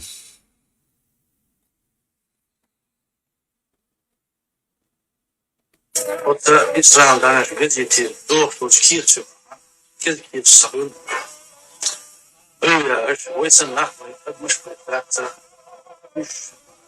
На освин. Церковь покупка, церковь уставлена, церковь поющая. Будем его, что бачите, рантега. Уж доктор Кирчев. Церковь, что это выходцы, я не слышу. Модерды. Я вот сейчас вижу, что там на кир, так что пока кирца. Это можно, куда? بسم الله الرحمن الرحيم الحمد لله رب العالمين والصلاة والسلام على رسول الله. İştil nahvu, tabar düç. Vabiyun şolzer. Abdülvahab Necdi boğu, şibaşu gerk havas, antek jamazeb dağkal, harbi mak, vole vela, sutilin nahbuş. Değer bu Kur'an şahuz billahi şeytanı bismillahirrahmanirrahim. La inna awliya Allah la khawfun alayhim ve la hum yahzanun ellezina amanu ve kanu yattaqun lahumul bushra fil hayati dunya ve fil ahireh la tebdil li kelimatillah zalik huvel fawzul azim. Sadaqallahul azim. La duş inna awliya Allah bu ulai awliya لا خوف عليهم كان خيرهم غير بات ولا هم يعدلون مش غيرني غير بولش بات بوش الذين آمنوا شاشيم ديلين ديلا تيش بوش وكانوا يتقون شاش ديلا ويش بوش لهم البشرى تنقابوا في الحياة الدنيا دنيا دين الله وفي الآخرة لا تبديل لكلمات الله ذلك هو الفوز العظيم دير ديش مش فيش لردول ستاك ديقل خلال دوخنك إيدو بولي خوخ الوردال يقول ايش دالة باحكي تين دنيا شو بدريك بيان والفايا مرشاوت بعثنا بيأجر خلا قول ايش تاني قانا لما دنيا دعدالة دنيا ملة فور جانا بعثنا بيأجر خلال زام تايل بون بوسل دين تادل زيز داخل شخينا قي سوغر بون قول ايش بولوش بون شارك خيخن غوهي للشيكو ايش قومت تعالى إيه مال سبرا واشتاخل هنويل سنشور تياشي سويب مالكية تاكين سويب مال سنشور تيازين بوش تعدو وبالأرواح يقول رد الجماعي فهم لجوم القلوب من الشرود فلوج بميتر الحاجات توضى وتعدى بالأيادي والسعودي Öyle şunu astadmi degni gel şu volyer dol degni siyet doçat gorbog yok gel dirten gelsin bol o söylerde bel ağaç olsun kerudon hayn da deli degal hayn da saklı şu bakı Abdülkadir Gilani yuqut sirrul aziz barda dağılız bir بعد diye taşsul şera Viyana ifamar makar medinwan igus wali قيمة على فيامر تيجر واحد بيشين فيامر صلاة جبرائيل ملك سدرة المنتهى كاتشين شاخين حال دارشين بغويات وقور دار جري دراني أقول سادر إن شيء ده وقاعد ده شيء خيد لقدير ولا ردات على شيء ده تكتاسة دقنا وتشين وتبرستك وقبل إيش حال ولا اسم يقدر يميل مثلا يقدر يعني يجيش على شيء حتى عينه غير عبد القادر الجيلاني وقال ده أنتم قال دي بعد يزي تعيد شعار يقول ولا سلسلة نادي Düğün güzel zaman akbara çünkü yani kıyımdı ders bol öyle varsın tahakkuk kan bu tanışa varsın bilim fakat elşno ala o tepon o maçı öyle varsın taşıyacak bol suma girer öyle davat durur suma girer vatur o çürle kadar dur vaytin Abdülkadir Gilani öyle bu filerle din bol zaman üç mu var yani bu sadak tursan ortaya bıttır sadak diye tursan bu bir çulta bıttır dahin tursan ortun kişi bu ort bol derlik böyle bu بعد إذا ما شو زمان تراقي يجور بوش خلا أنا أو متى وين ده أصنع بخي ولا وين ده أصنع أنا إيش رأست تقعنا دينش دين هالعاد سير عنش وخير نسند دوش خدر سير عنش مالك سدانش جوهر يدير دعوت شع سيناش بس يدينا لا شيخ عبد القادر الجيلاني شاوس يدعو ساز إيش ما بغتلع شوت تجي دونا بارتيل شاون تاكلنا شوت تجي دعوت وبرز دعبول سانقي في الخيط بعد هذا وجن إير في الدعاقين نا دب جاني دعاقين فرميسكي جيمي غير خوات شدوش بغير زال فرعد وش خلتا صعب برده وان ما معك يا مسكين عمود مسكلا معي 4 دينار شو تجي دقشق على شو نارس إيش ما بغت الويت يتدي تقطعك من تبيك ناس أولا شيء باش انت قلت أبور خلاص ما معك يا لو أبورجو معي 4 دينار شو تجي دقشق على أنا مش هذا ساعة أفتي سفارس كده ساعة واحد دقر دينسو ما عملت على هذا الاعتراف فرعون ها مو ثلاثة يعتمر وارد هذا أخوة طول ما نقدر عارضو يعني شيرار بيت يدينير شيء يعني إيش ما بوحدة صار لنين وش يدوم يشتغل في الشارع على شو شوية معبل الجنبوه تري سن أو المعبل حينين وش يدوم أو حاجة تدور دعني صار كان عارفه ده دول مش مليل دي بوخش حيث ما البوخش ده بين بوشوم شو تعليل بول قلت شو دران صح ودنا حكي أشهد أن لا إله إلا الله وأشهد أن محمد رسول الله كأيس توب دي فعل كنت بسالة أقول عاطف دي أقول بيحكوا تأخذ أقول بسالة وخشوا تياسنا كنت قادة سنة في قادة الطريق طور نيقش في دوشنا نعبوش أنا تبعت ورا وقد سبقنا بالتوبة توب ذلك طرار ويرقى نحن نتبع طوضا عن تعدد الدرجة المارسين سعدت وور سعدها عقل توب ذلك أقول عالقة عبد القادر الجيلاني توب ذلك قلت أقول إيه سبور إيه بعض يدخل يربعان دول إما شو نيق إيه في السعيل خند في سعدل وما شو أقول شاقين توبة ذلك سعر توبة ذلك سعر تيوردين ووتك ذلك لارو سعر تيسيور إنكلو يشور تقن توب ذلك صبر ناخر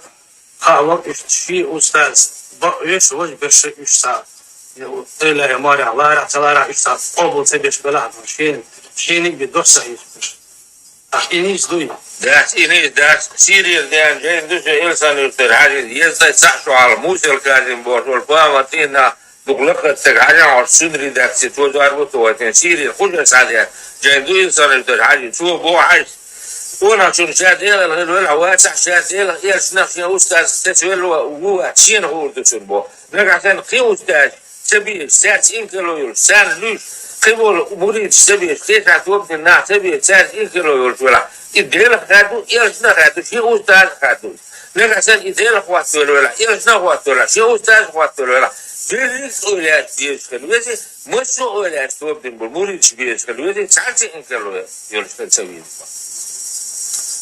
أك محمود وين مهارة وديرة عبدين عبدين إلى دق لو ما خف أك وي سيد هذا البيت شانه أكتر بسكي مور البيت شانه أروى الواني غير الخوش إلى خلاها بوش إلى وين غرب إلى باتسا أقيد له بقول كلش سير سهل بوي إلى هذا صلوا دلش يا هذا ما تسخينا بالفوت بحيث إذا رأسك ما باخر داخل خلمور غير شيء أسمر غير شيء صار دعبو بولشبو دير دع بقي أولى شيخ خلال الأسبوع سير حنش ديش جنس ديشنا وغير عاد سير حنش ديش نغير خير سن سيسنا تجوا عسبو قال بلدين حدث بها أهل برين لم يسمع من ذلك العلماء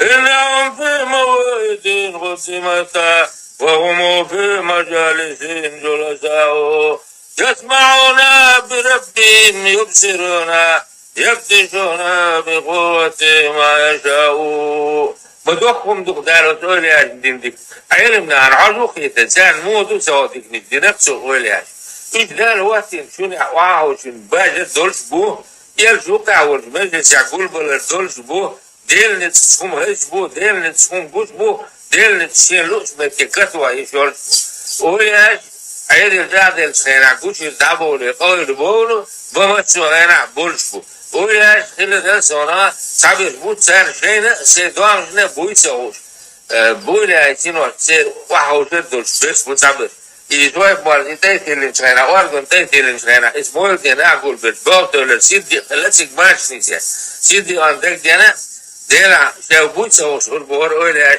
الماش ما تخيو وتشاش بويسوش ولا أنا أخذ بريت يفوز عندك جنا ماش دايو تبي أنا عبد العزيز شيخ مغل ما ولا شيء ولا عبد العزيز تبي هو عم سامي هو سامي هم على داتكو سيدي قطع بيش ناشور تقولون قطع شرع معكم قلة غير شيء هذا يسوي خير لا يجي شرع معكم ولا شرع صدق رأيت التيمة ده دوات بيتك وقاتش درس الدين شوية مال ورجعوا لازم ألف لوشوك جام لوشوك عيل غزة بام كده عيل ده عيل سبيرشي داير سونا ده شو دي ترجين سون ماج هذا يو ساندينا يكتبون الخبر دايتين ده دور ديش خاشين بوا الماج ألفير زما هو دور ديش كرر دوال ودينا شيء توب دين بولش ده شو يورد ديشكي فورد دور دايتين بورت ساندينا عيل سون تنكر يجي بور زما هو كرر دون ده ديش دوره شو خيتر سان تجن دول سان جيش تجن دول خيتر سو شو تياش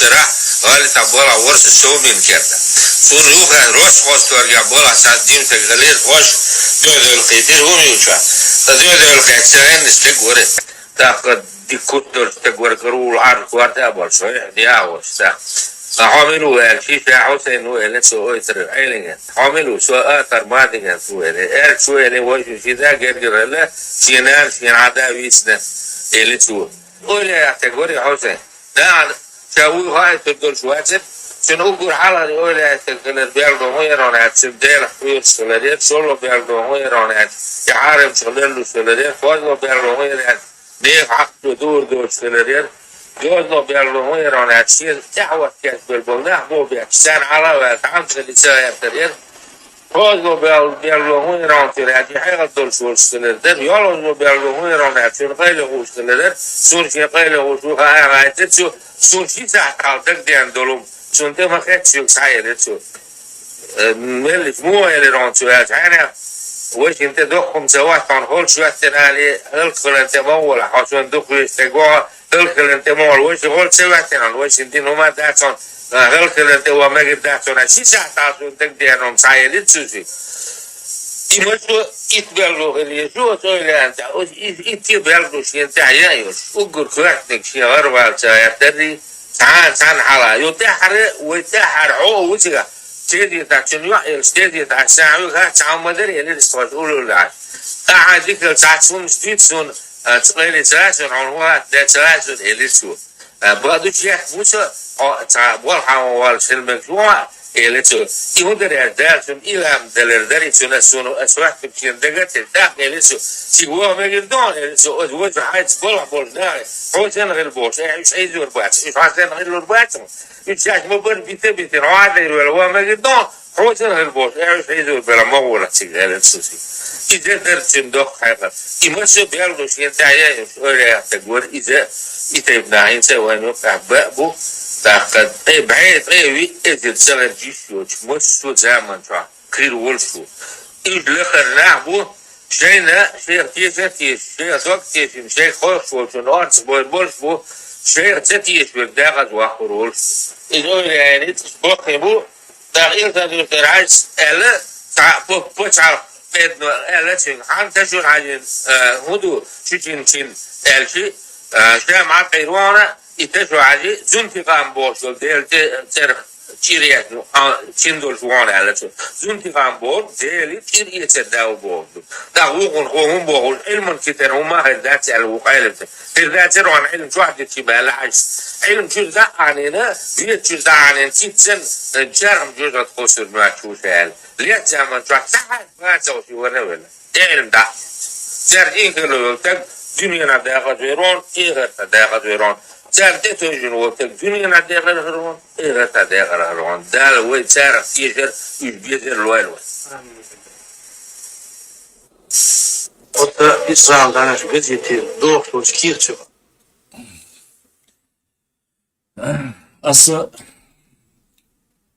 Я вам сейчас дал послушать муфтия Чеченской Республики 90, если я не ошибаюсь, 91 или 92 годов.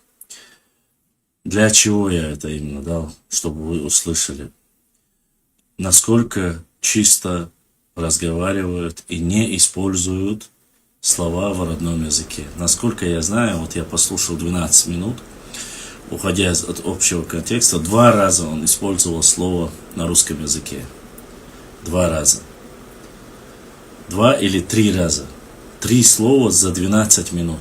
Настолько чисто и говорить на родном языке, это очень важно. И плюс, какое было мышление у людей еще буквально 12, буквально еще лет, так сказать, 30 тому назад. Я вам дал послушать. Сейчас он, наверное, его нет уже в живых. И вот, пока мы с вами разговаривали, слушали данное видео, поступил вопрос касаемо, очень часто задают вопрос, и сегодня особенно нарнийцы начали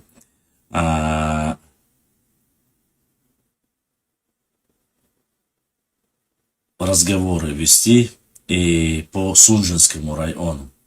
Ну, раз такое дело, давайте проведемся быстро по истории Сунжинского района. Я думаю, что это важно, я зачитаю. Если у вас будут вопросы, можете зафиксировать. История создания Сунжинского округа. До 1819 года на Сунже, кроме чеченских аулов, русских поселений не было. Адольф Берже. Такое заглавие. Сейчас вопрос такой. В последнее время народы Кавказа возвеличивают свой народ над другим. Каждый тянет одеяло на себя. Старается полить грязью соседний народ, а себя поднимает выше небес. Как с этим бороться? Альберт, с этим бороться не нужно для начала. Для начала нужно непосредственно послушать этих людей и понять, приходить с ними, выйти на контакт с этими людьми, которые себя возвышают, возвеличивают, а других принижают. В чем проблема и в чем корень этого конфликта? Почему у этих людей есть конкретные претензии к тем или иным народам? Должны быть какие-то разногласия, должны быть какие-то проблемы, и должны между ними нужно навести какие-то мосты. Я поэтому, люди меня называют националистом.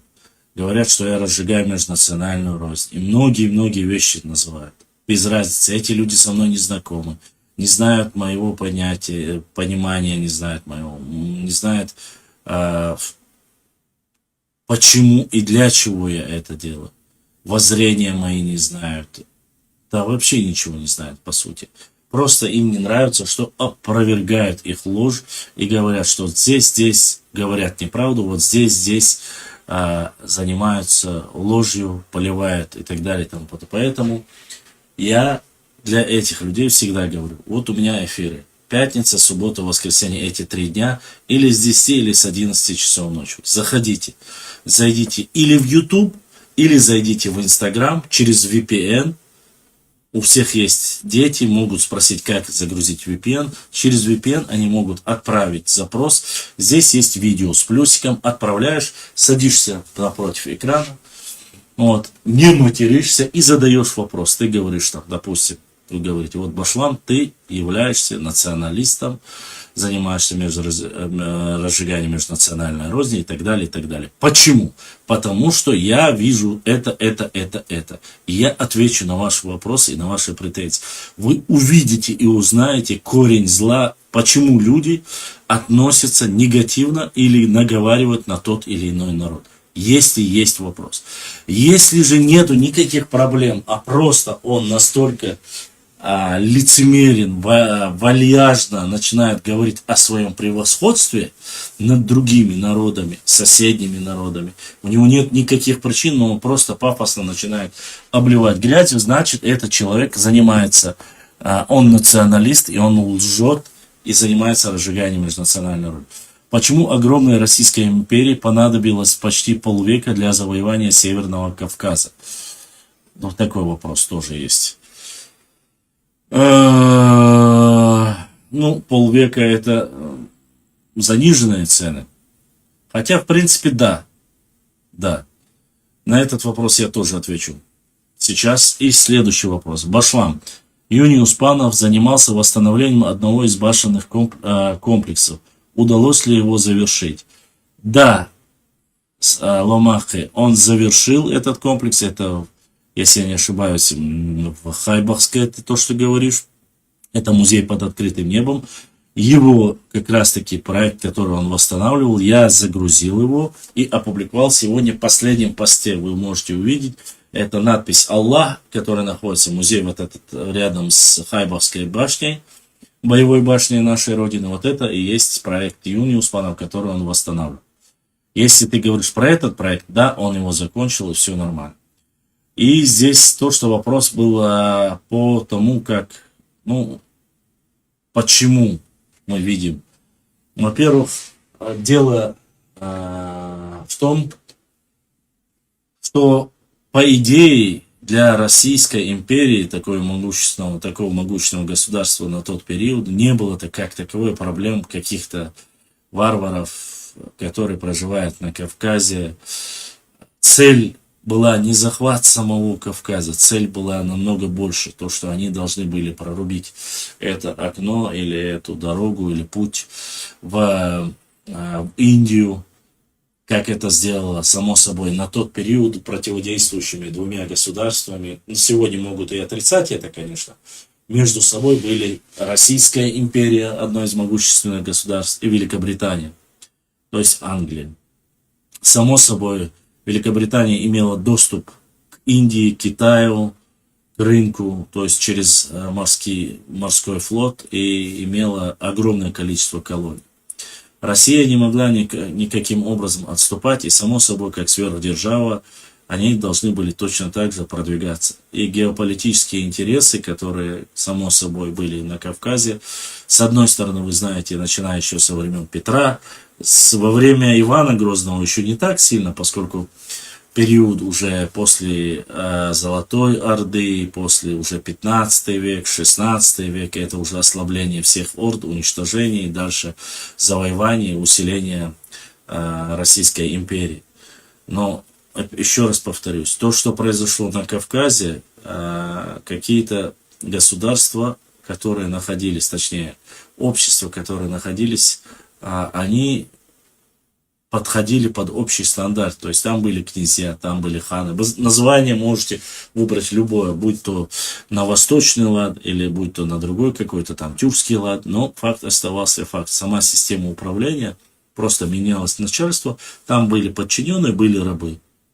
Вот с такими системами они сталкивались, и с такими людьми купить, убить, поставить своего было намного проще.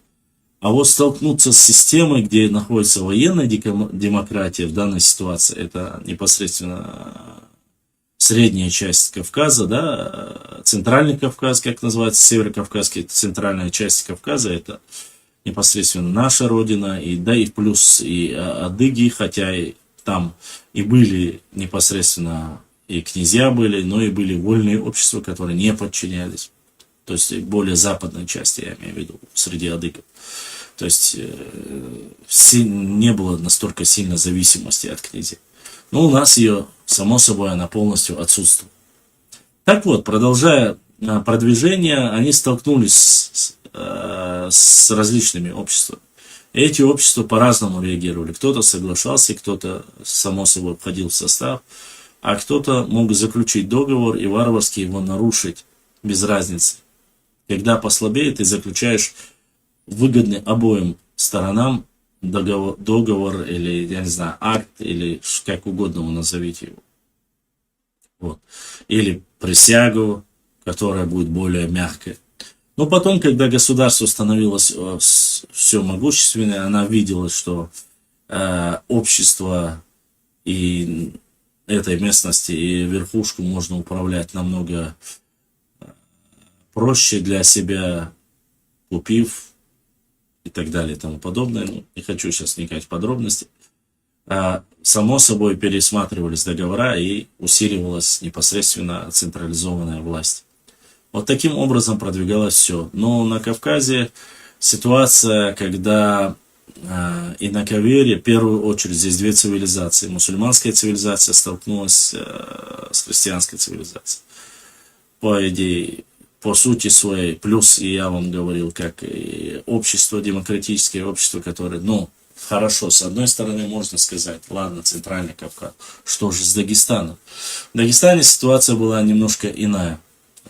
Были междоусобицы. Само собой, там имели уже не три, насколько я знаю, на сегодняшний день.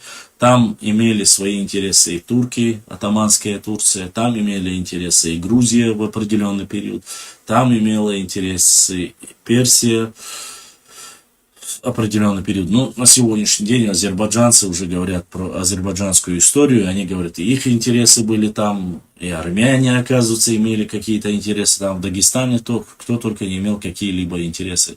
Ладно, уберем Азербайджан и Армению, оставим реально существующих там на тот период государства, это Грузия, Турция и Персия, не включая Россию. В дальнейшем Россия, само собой, со времен Петра I начинает уже освобождение и завоевывание Дагестана. И, само собой, челом били и целовали, как говорится, халат императора или ну и так далее и тому подобное. Все документы вы можете посмотреть, здесь нету никакого преувеличения. Все было намного проще в Дагестане, но там, где были более вольные и свободные общества в горной части, где был ислам распространен очень сильно, радикально, вот там возникали проблемы. Опять же, то же самое, будь то в Дагестане, будь то в Чечне, в горной области, это все находилось намного сложнее договориться с этими. Но в Чечне вообще было трудно договориться, потому что не было ни князей, были старшины, но кто-то мог заключить договор, и буквально через неделю он расторгался. Разное понимание жизни, допустим, никакого крепостного права быть не могло. Допустим, для чеченцев крепостного права быть не могло. Вот. Не могло точно так же быть запрета ношения на оружие. Не могло вот эти от древних адатов. Не могло, там, само собой, кровная месть. Она не уходила. Хотя приходившие непосредственно еще, вы знаете, прокламации Борятинского, он противоречит, он говорит, что это варварство, что это от этого нужно отказаться. И вот такие вот многие моменты, которые не могли, само собой, с которым не могли согласиться представители Кавказа, и они начинали противодействовать и воевать. Почему продлилось так долго? По моему мнению, методика Борятинского, который использовал, который прислушивался и знал чаяния тех обществ и народов, которые он хотел завоевать и пройти дальше, он делал все с точки зрения мягкой, гибкой политики, Не огнем и мечом, как это делал Ермолов, допустим. Ермолов за убитого там одного-двух офицеров там мог сжечь 2-3 селения. Само собой, такое несправедливое отношение на Кавказе никогда не забывалось.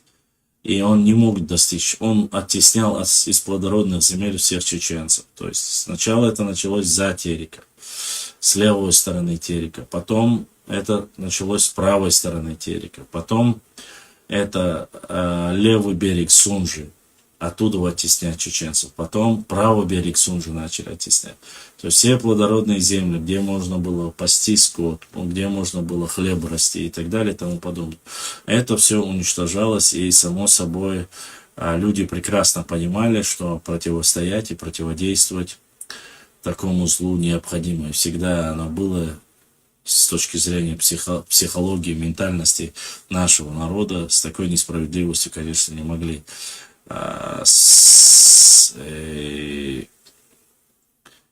не могли согласиться, само собой.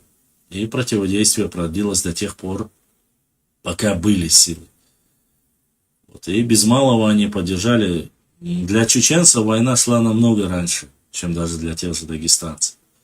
Даже если мы берем того же шейха Мансура, первого имама Кавказа. Когда он началась, когда все это началось, и до него были стычки, но силы были неравны. Это все в зависимости от того, когда народ был загнан в горы, потерял все свои силы, потерял огромное количество людей, свободные земли были заполнены, захвачены нуцалханами, шамхалами, нуцалами, беками. То есть эти плодородные земли были с позволения Российской империи или без позволения. Эти земли были захвачены. И когда начали опять происходить реконкиста, чеченцы начали занимать свои земли. Происходили набеги, опять же, выжигание, убийства, сопротивление было, но силы были неравны. И в этот период непосредственно прибегают к этой хитрой тактике для того, чтобы призвать того или иного представителя от того или иного княжества. Опять же, для управления. Вот. И дальше вы уже знаете. Маша Аллах, да, именно об этом комплексе и спрашивал Башлам Баракаллах за ответ. Масана очень рад, что удалось его восстановить. Аллах амин. Вот такие вот ситуации продолжалось из-за несправедливого, за незнания Кавказа, за отношение к ним. У них было своеобразное мнение. Может быть, с точки зрения для царского офицера или генерала, может быть, для них это было все варварством. Он любил отдыхать там в Кисловодске, там отдыхать в Тбилиси. Вот эта жизнь для Ермолова, она была, как говорится, неплохой.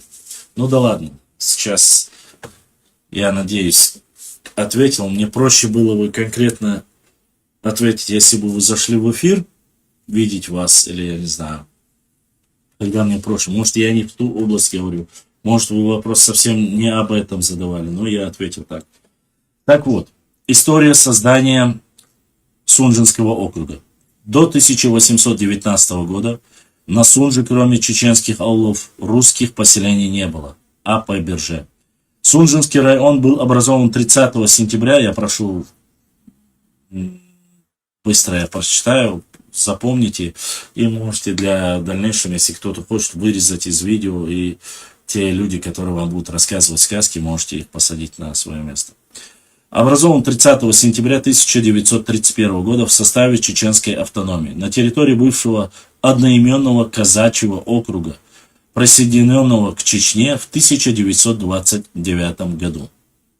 История Сунжинского округа напрямую связана с продолжавшейся несколько десяток лет Кавказской войны.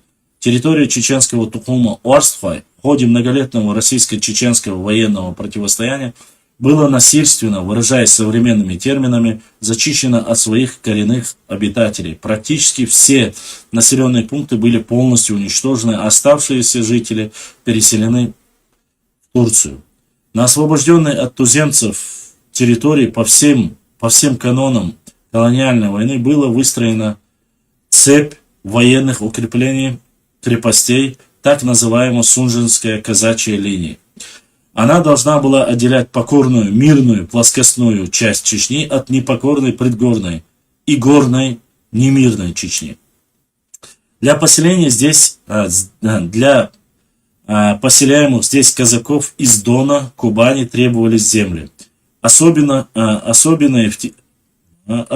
в течение нескольких столетий равнинные чеченские территории были насильственно экспроприированы у самих хозяев и отданы во владение российской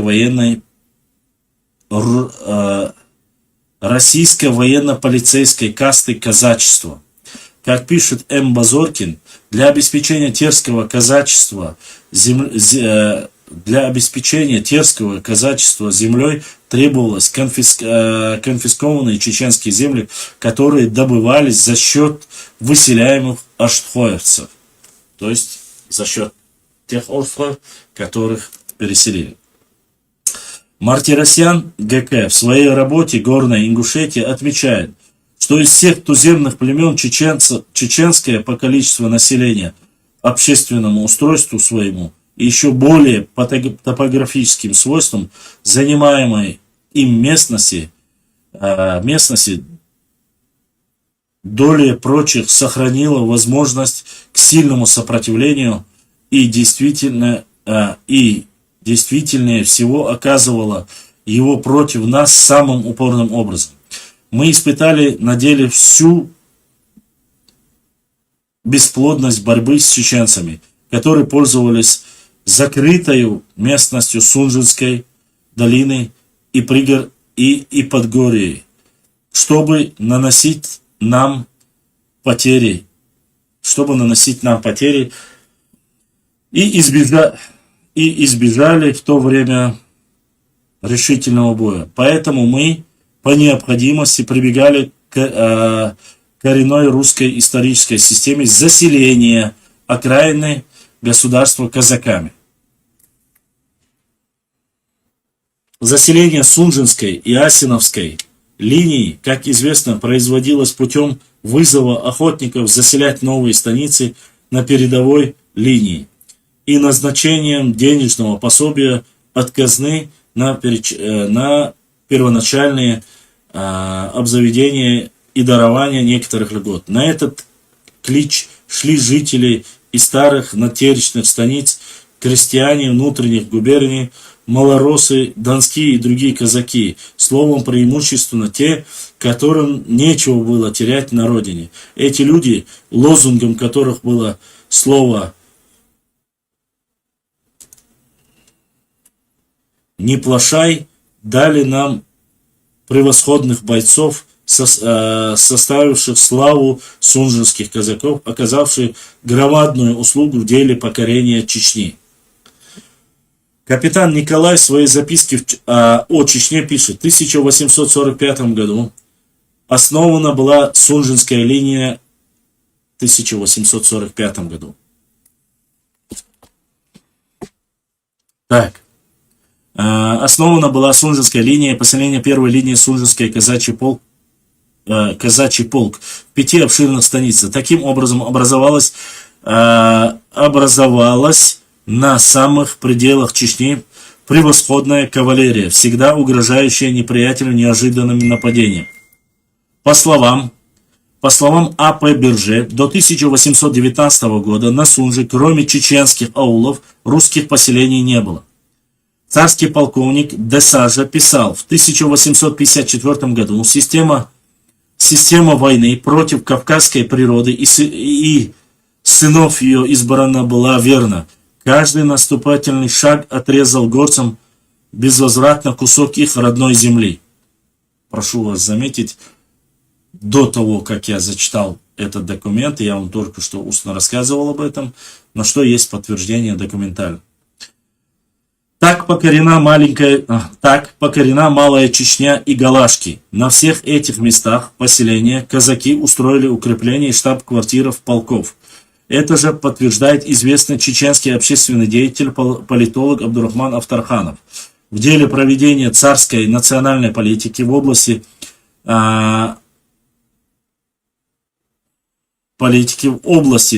тоже наступает новый этап. Этап форсированного продвижения колонизации вглубь Чечни. Сунжинская линия окончательно занимается казаками-колонизаторами. Вместо уничтоженных чеченских аулов создаются казачьи поселения. Станица Ермоловская, Заканюрт, Самашки, Михайловская, Слепцовская, Асиновская и так далее. То есть на местах этих селений были селения, они уничтожались и строились туда другие казачьи непосредственно станицы. С целью подавления сопротивления горцев было выстроено несколько линий крепостей и казачьих станиц. Для охранения такого обширного пространства, принадлежащего к левому флангу Кавказской линии, устроена здесь следующая кордонная линия. Первая. Терская внутренняя, для охранения пределов Ставропольской губернии. Вторая. Сунжинская, обеспечивающая надсунжинских и натеричных чеченцев, а ровно и часть Терской линии. Третья. Передовая Кумыкская линия, прикрывающая Кумыкскую плоскость. Четвертая. Передовая Чеченская, расположенная в Малой Чечне недалеко от подножия Черных гор, с двоякой целью занятия равнины и приведение Малой Чечни в покорность или очищение ее от жителей левого фланга и для наступательных действий. Методически, одну за другой, на месте выжженных плоскостных чеченских селений царское самодержавие строит военные укрепления и казачьи станицы. На месте Карабулакского аула Энхишка в 1819 году было построено укрепление «Пригородный стан». Позже, в 1846 году, основана станица Михайловская, селение Асламбековское, современное Серноводское. На месте Карабулакского аула Абаргют, Волынское укрепление, а позже в 1845 году станица Троицкая. На месте Карабулакского селения Деберюрт, построена в 1845 году станица Покровская. Более позднее название станицы Сунжинская, Слепцовская, современная станица Орджоникидзевская. Ставшая штаб-квартирой первого Сунжинского полка. В 1847 году на месте Карабулакского аула Газар-Юрт, Берд-Юрт сооружена станица Нестеровская. В 1847 году на месте Карабулакского аула Экбуарзи воздвигнута станица Асиновка и далее селение Алхасты, Карабулакское. Станица Фельдмаршалская. В 1860 году селение Махмад-Юрт, чеченское селение чеченское. Станица Магомед-Юртовская в 1847 году. Вознесеновское селение Эльдархан-Юрт, Карабулак. Станица Карабулакская в 1851 году. Селение Семашка, чеченское. Станица Самашкинская в 1851 году. Селение Заканюрт, чеченское. Станица Заканюртовская, 1851 год. Романовское, селение Алхан-Юрт, чеченская. Станица Алхан-Юртовская, 1851 году. Ермоловская, современная Алханкала, селение Басюрт, чеченская. Станица Джалкинская, 1860 год. Илиновская, селение Чуртогы, чеченская. Станица Петропавловская, 1856 год. Мамакин-Юрт, чеченская, современная Первомайская, селение Бамут, чеченское, Карабулакское. Укрепление Бамут, первое. Бамут, селение Ашхуаймарт, чеченское, Карабулакское. Укрепление Ачхоевское, селение Шахгирин-Эуль, чеченское. Укрепление Воздвиженское и так далее. К востоку, еще раз повторюсь, сейчас мы перечислили только те селения, начиная от Ильиновки, Петропавловки, Алганюрт, Нохчи, Алганюрт, Заканюрт и все. То есть это вся линия по реке Сунжи. Река Сунжи. Все по этой линии до конца идет. И, как вы знаете, и по сегодняшний день они находятся там в основном. Многие изменены, конечно, названия. Дальше.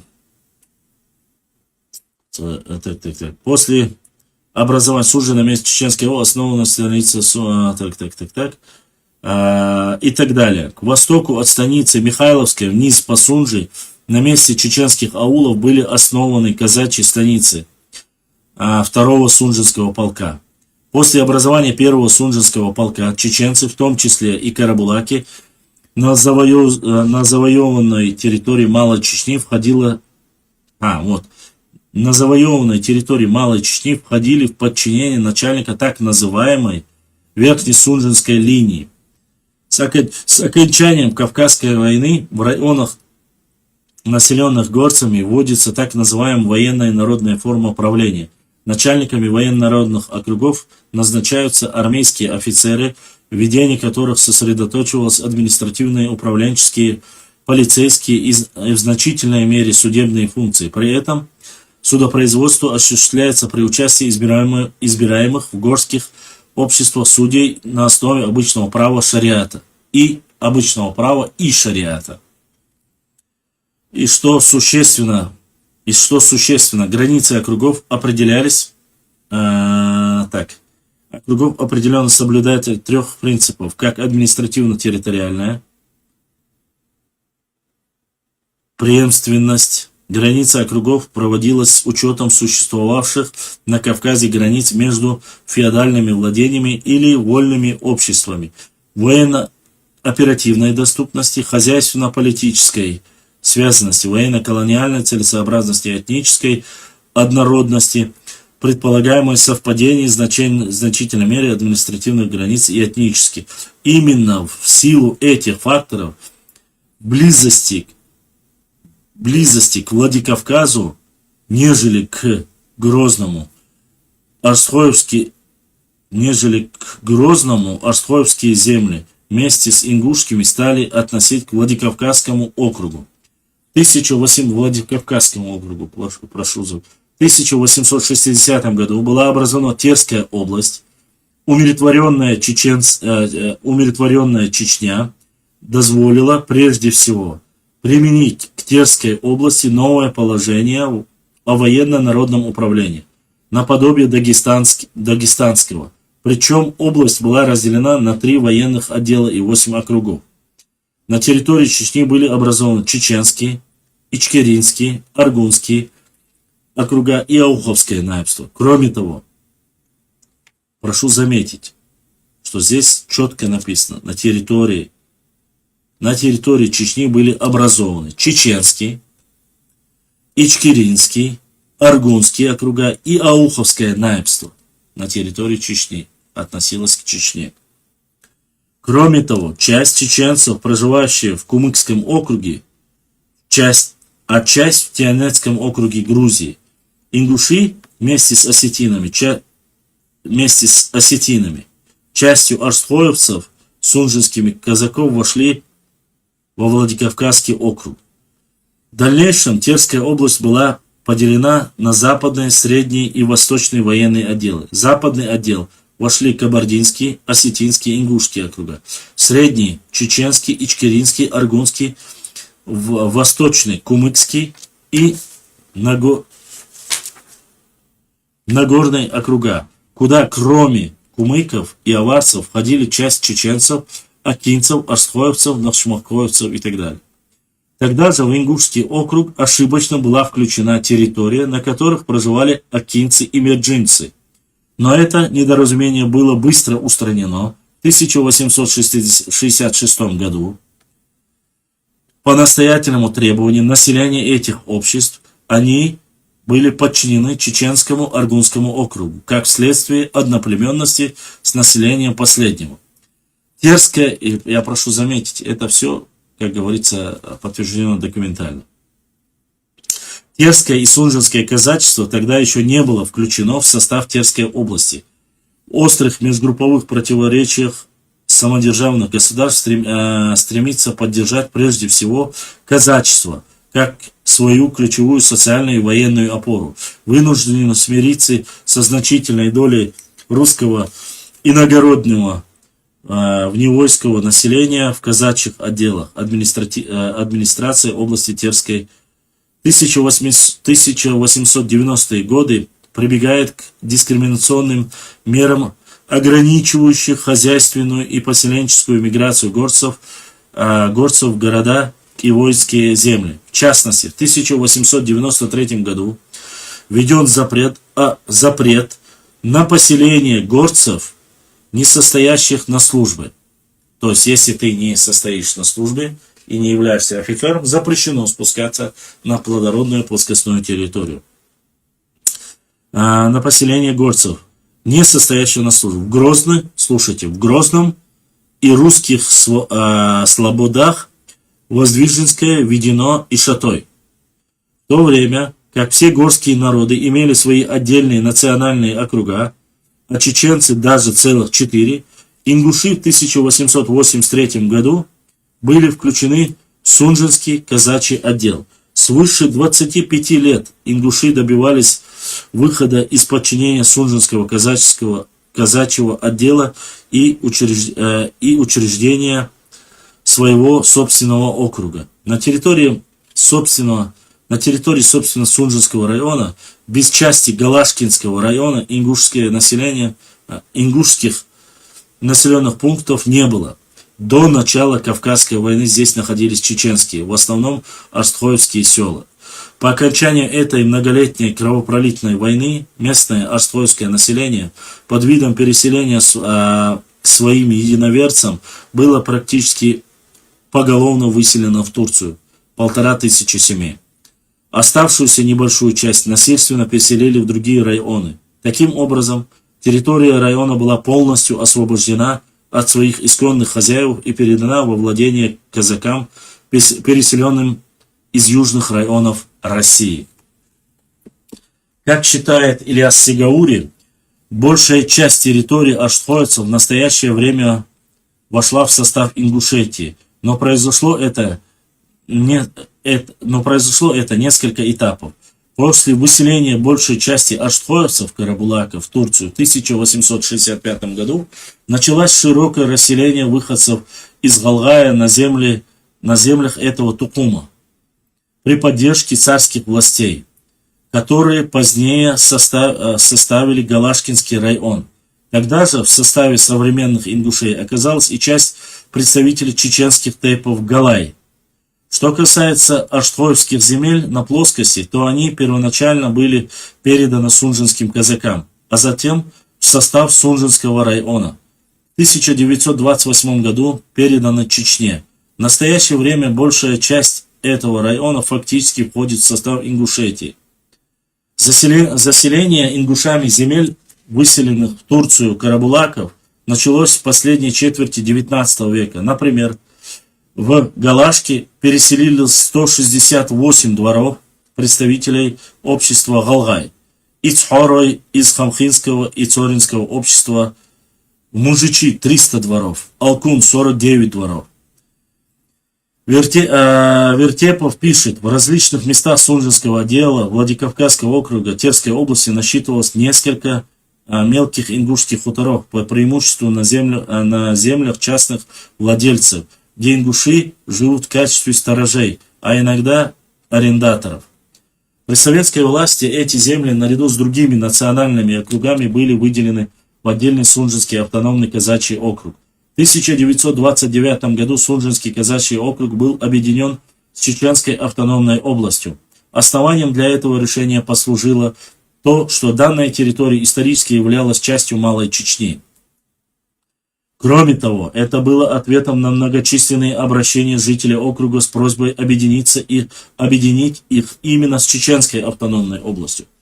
После объединения с Чечней на территории бывшего казачьего округа был образован Сунжинский район Чеченской автономной области. В 1934 году Чеченская и Ингушская автономные области были объединены в Чечено-Ингушскую автономную область. До выселения, дальше слушаем. До выселения чеченцев ингушей в 1944 году ингушей в Сунжинском районе практически не было. Подавляющее большинство населения района составляли казаки. Ингуши впервые стали здесь селиться после возвращения из депортации в 1957 году. когда их лишили основной части плоскостной территории, на которой начиналось складывание ингушского народа, пригородный район, незаконно оставленного в составе Северной Осетии. Возвращающие ссылки некоторых жителей пригородного района стали организованно расселять в других районах Чечено-Ингушетии, в основном в Сунжинском районе. Сюда же тогда еще в чисто казачьей станице Карабулакская, Нестеровская, Троицкая, Слепцовская возведены на местах разоренных царскими войсками Аштхольско-чеченских сел, входящие до объединения с ингушами в Чеченскую автономную область, целенаправленно стали подселять все нуждающиеся об устройстве семьи из других ингушских сел. Таким образом, на фоне отсутствия ответственной миграционной политики со стороны республиканских органов власти началась колонизация ингушами Сунжинского района, хотя никто не мог предположить, что случится то, что случилось. Что случится, то, что случилось. Дальше. Тем временем, чеченцы, которые категорически было запрещено возвращаться в свои родные поселения в горах, вынуждены были селиться в Наурском, Карагалинском, Шилковских районах, присоединенных и вновь восстановленных ЧССР, из бывшей Грозненской области. Ингуши в основном вернулись в пригородный район, переданный в состав Северной Осетии, а вот чеченцам, акинцам Дагестана, а также чеченцам, проживающим в некоторых горных районах Чечни, например, которых я вам много раз перечислял, в Галанчевском, это сделать под разными формальными предлогами не удалось по сегодняшний день. Вот как весь этот процесс описывает Хожаев. 9 января 1957 года Чечено-Ингушская ССР была восстановлена, однако часть пригородного района оставалась в составе СОАССР. Кроме того, не смогли вернуться на родные земли ауховские чеченцы, земли которых были заняты переселенными туда лакцами и аварцами, Новолакский район и Калинин-аул Казбековского района, Дагестанской ССР. Ингуши, не имеющие возможности вернуться в пригородный район, вынуждены были поселиться в станицах и селениях Сунжинского, Малгобекского района, в городе Грозном и так далее. Ауховские чеченцы вынуждены были селиться в других селениях Хасавюртовского, Кизилюртовского, Бабаюртовских районов Дагестанской АССР. С увеличением численности ингушей и населенных пунктов Сунжинского района началось методическое выдавливание русскоязычной и чеченской части населения. Не выдерживая целенаправленной политики выживания, в том числе и со стороны руководства района, казачество и чеченцы стали мигрировать из района. Особенно этот процесс усилился в середине 80-х годов прошлого века. Уже в начале 90-х годов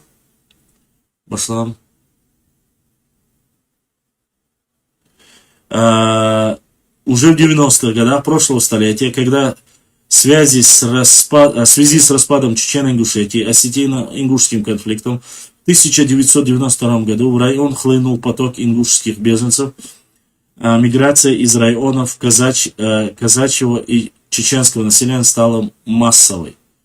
Таким образом, ингуши за относительно небольшой промежуток времени стали большинством населения Сунжинского района. Я надеюсь, теперь я ответил на ваш вопрос, каким образом появились на этой области ингуши. В большинстве, то есть имеется в виду. По всей видимости, пытаясь создать видимость того, что Сунжинский казачий округ был передан чеченской автономии, произвольно, без всяких на то основания, А.У. Мальсагов пишет, в 1929 году, 1929 год, 4 февраля, Сунжинский округ, входивший вместе с ингушским и осетинским АО в Горскую ССР, передается в состав чеченской автономии.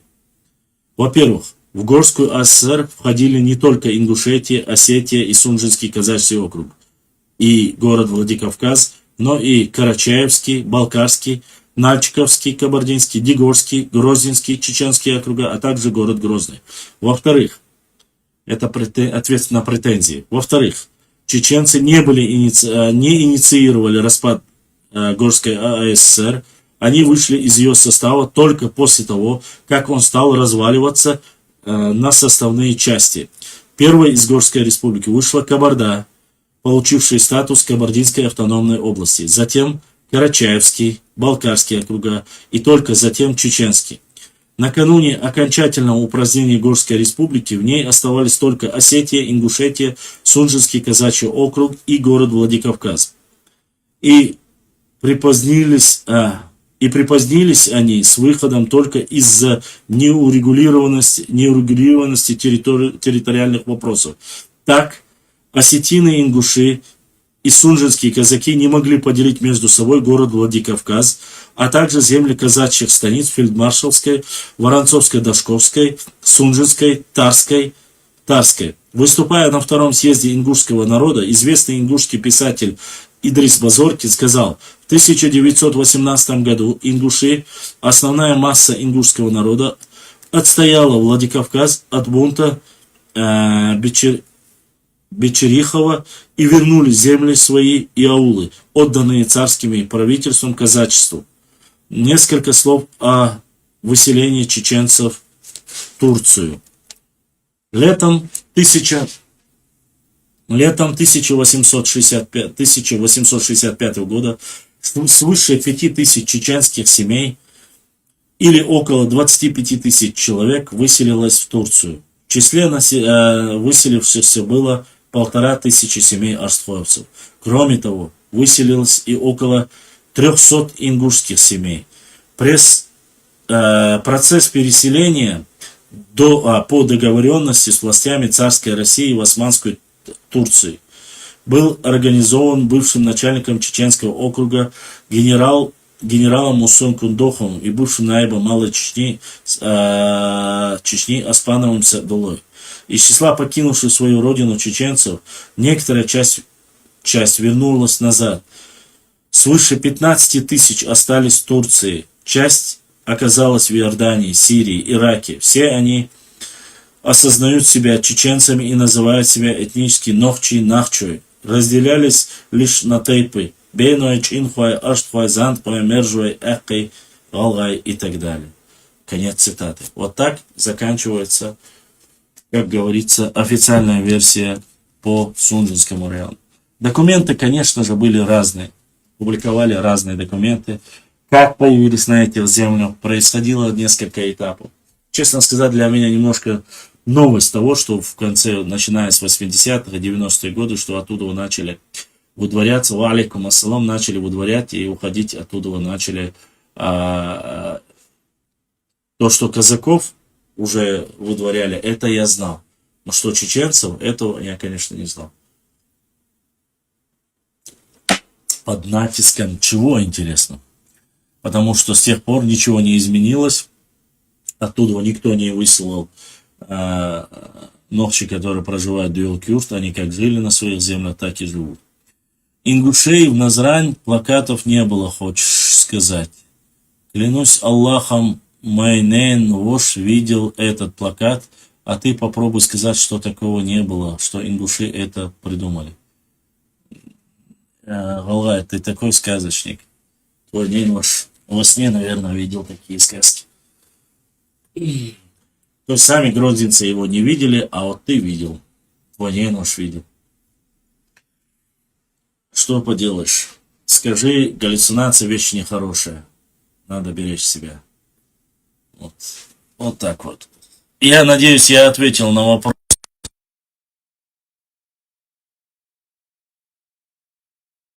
Я еще не все опубликовал, я обязательно опубликую, покажу вам. Вы можете посмотреть и прочитать. Я вам зачитал только что официальные документы. Все по документам. Все из книги. Вот. Там еще моменты не указаны, которые...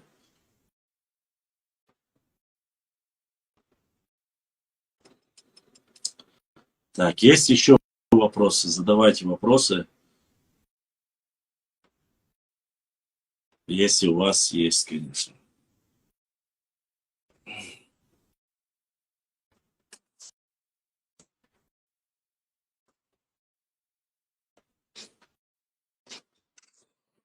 Ассаламу алейкум. Алейкум ассалам. Гудум ассалам, Мокшмячай. Да, что, алхамдулилlah. Я хочу внести ясность одну по поводу этого плаката. Со всей ответственностью заявляю, как его ненавижу, что этот плакат видел я. Но с одним отличием. Там было написано, как там было в начале, Башлам, напомни. Татары в Казань, русские в Рязань, ингуши в Назрань. Вот, смотри, татары, там было написано, татары в Казань, русские в Рязань, ингуши в Ереван. И попробуйте это опровергнуть. Вот мое имя Бакар, меня все знают тут, личка есть, номер есть, могу продиктовать. Вот я отвечаю за свои слова, что была вот такая надпись. Ингуши в Ереван. Не, мы не могли написать Назрань, потому что мы считали Назрань своей землей, до этого спорная с черкесами. Если исходить логически, указывать на родину, куда им отправляться, это надо отправлять в Ереван. Кто не согласен, связывайтесь со мной. Я думал, ты реально видел какой-то плакат. Не, а что, почему? У каждого девуш, ненуш, тунуш, дедевуш умерли на нашей войне, у каждого девуш, тунуш, ненуш, сосед, тракторист, который пахал поле, тоже воевал и умер в Чечне. Ну а почему я не могу из-за этого в роли фантазии включить и свою, сказать, что это было в Ереван? Поскольку в Ереван, если указывать, но это больше есть логические обоснования. Эги там, хай, не хай, ну ты понял, да? Назрань мы не могли их ассоциировать, потому что Назрань это была чеченская земля, спорная с черкесами.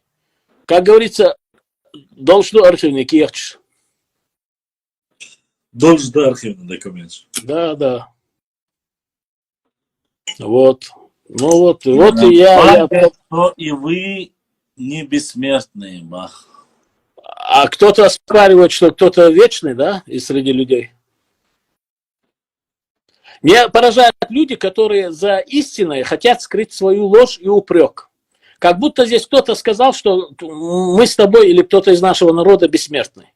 Вот зачем он вот это, как говорится, невпихуемое пытался впихнуть и за этим скрыть какой-то свой укор? Вроде бы насколько я знаю, вопрос задали по Сунжинскому району.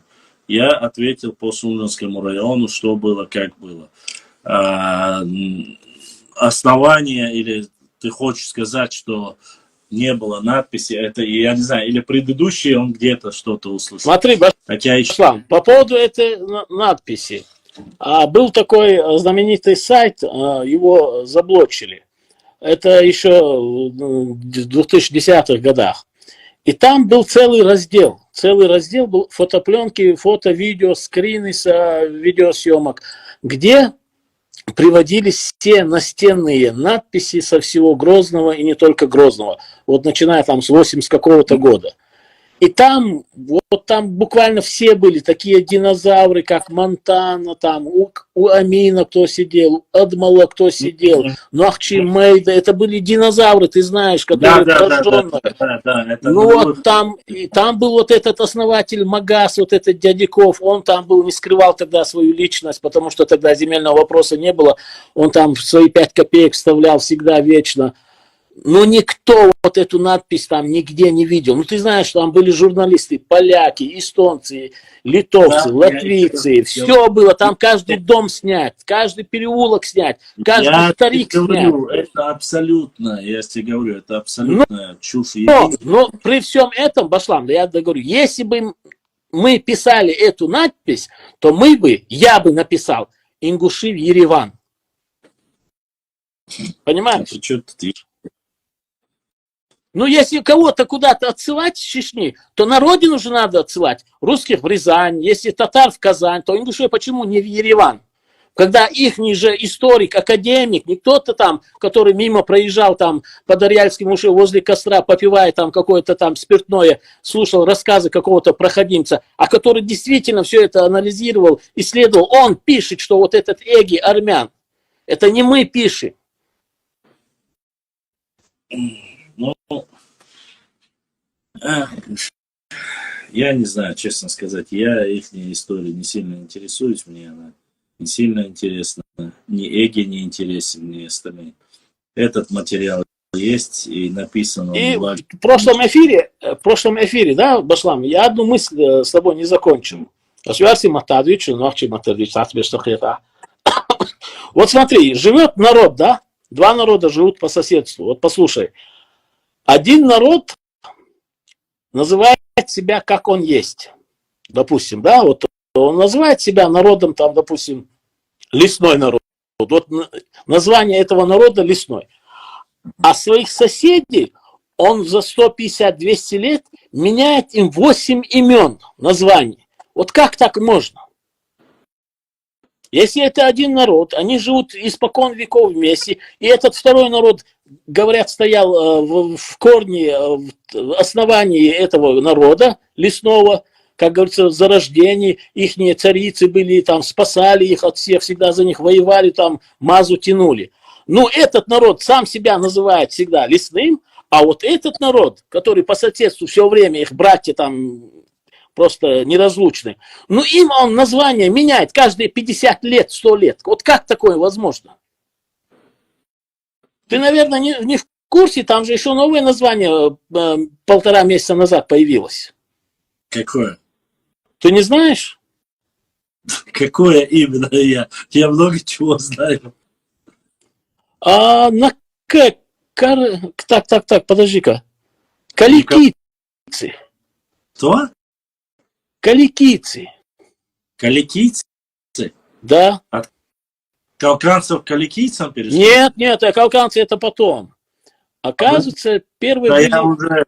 Это не удивляет, там есть и троглодиты есть. Я уже не удивлюсь, и кроманьонцы были, и троглодиты есть. Я в этом вообще не удивляюсь, но мне, честно сказать, не сильно, еще раз повторюсь, мне не интересна их история, мне интересно непосредственно касаемо нас, как они всячески... Как сказал... Последнюю фишку хочу показать вам сейчас. Нет, я не смогу показать, пока в эфире.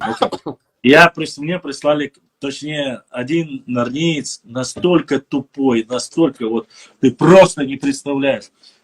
Взял, опубликовал карту, эту карту я опубликовал, вы видели, нет, не знаю, но там кистинцы, так написано чуть ли не по всей территории, и он кричит, нигде, говорит, на этой карте, а там написано вот так, ты знаешь, что от Ариарского хребта и вплоть до Андийского, там кистин написано. Да, Он я видел. не зачитывает, это в горной части, он не зачитывает, это немецкая карта, ладно, флаг с ним, он говорит, чеченцев и Нахчи вообще, говорит, не упоминается на этой карте, и нету ни одного села, но есть, говорит, селение Галгай рядом с Моздоком. Я вам клянусь, я Моздок и Терек, я очень хорошо знаю, я там жил,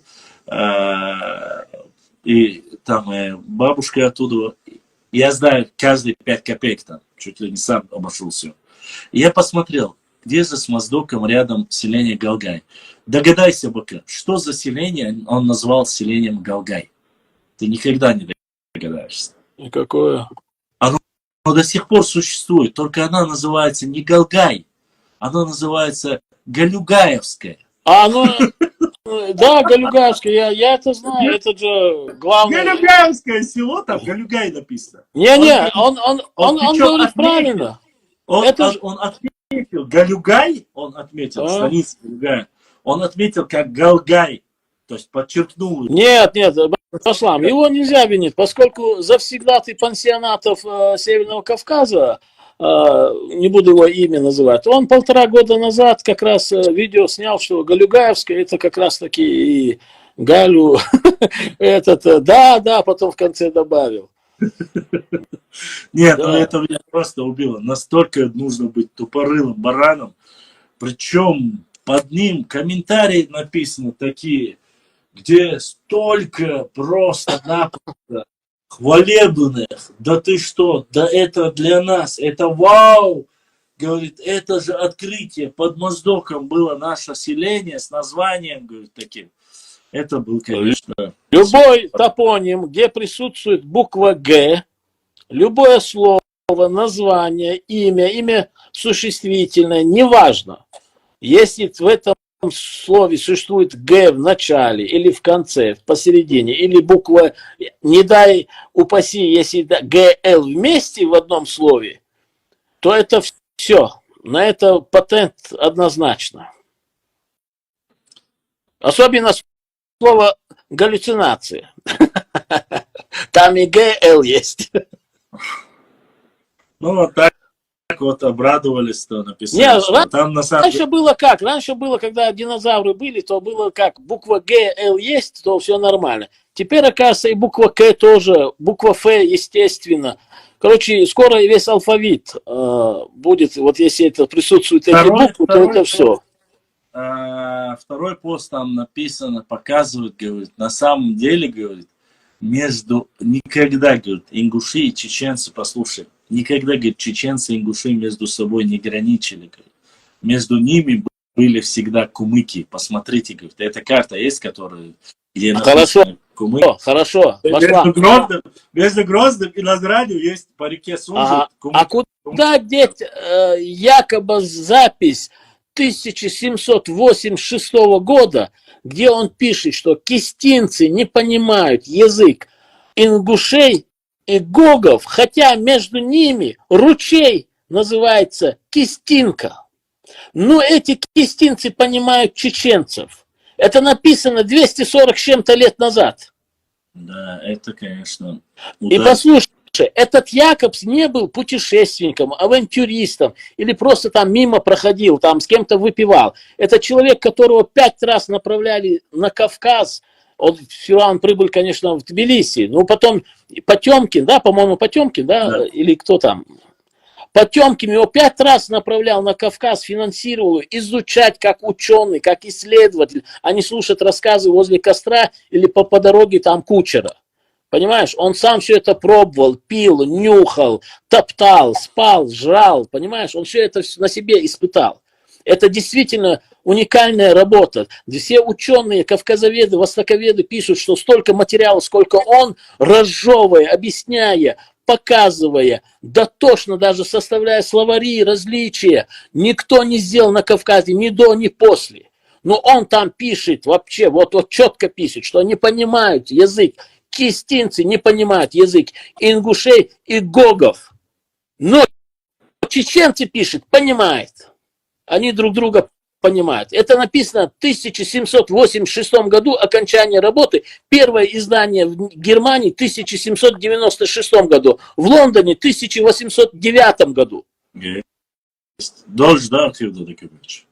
Но это написано 250 лет назад. Вот куда это деть? Между ними, говорят, только ручей, который можно перепрыгнуть, но они друг друга не понимают. А это не важно все. Ты не видел, что Танзила написал? Там знаешь, что я самое? Он пишет, что там? Селение Мэртуп, да. предгорье Ичкерии, Кистинское село Мэртуп, да. Он пишет. Да. Вот ублюдок, а? Его Кадыров подкупил в 1786 году, да?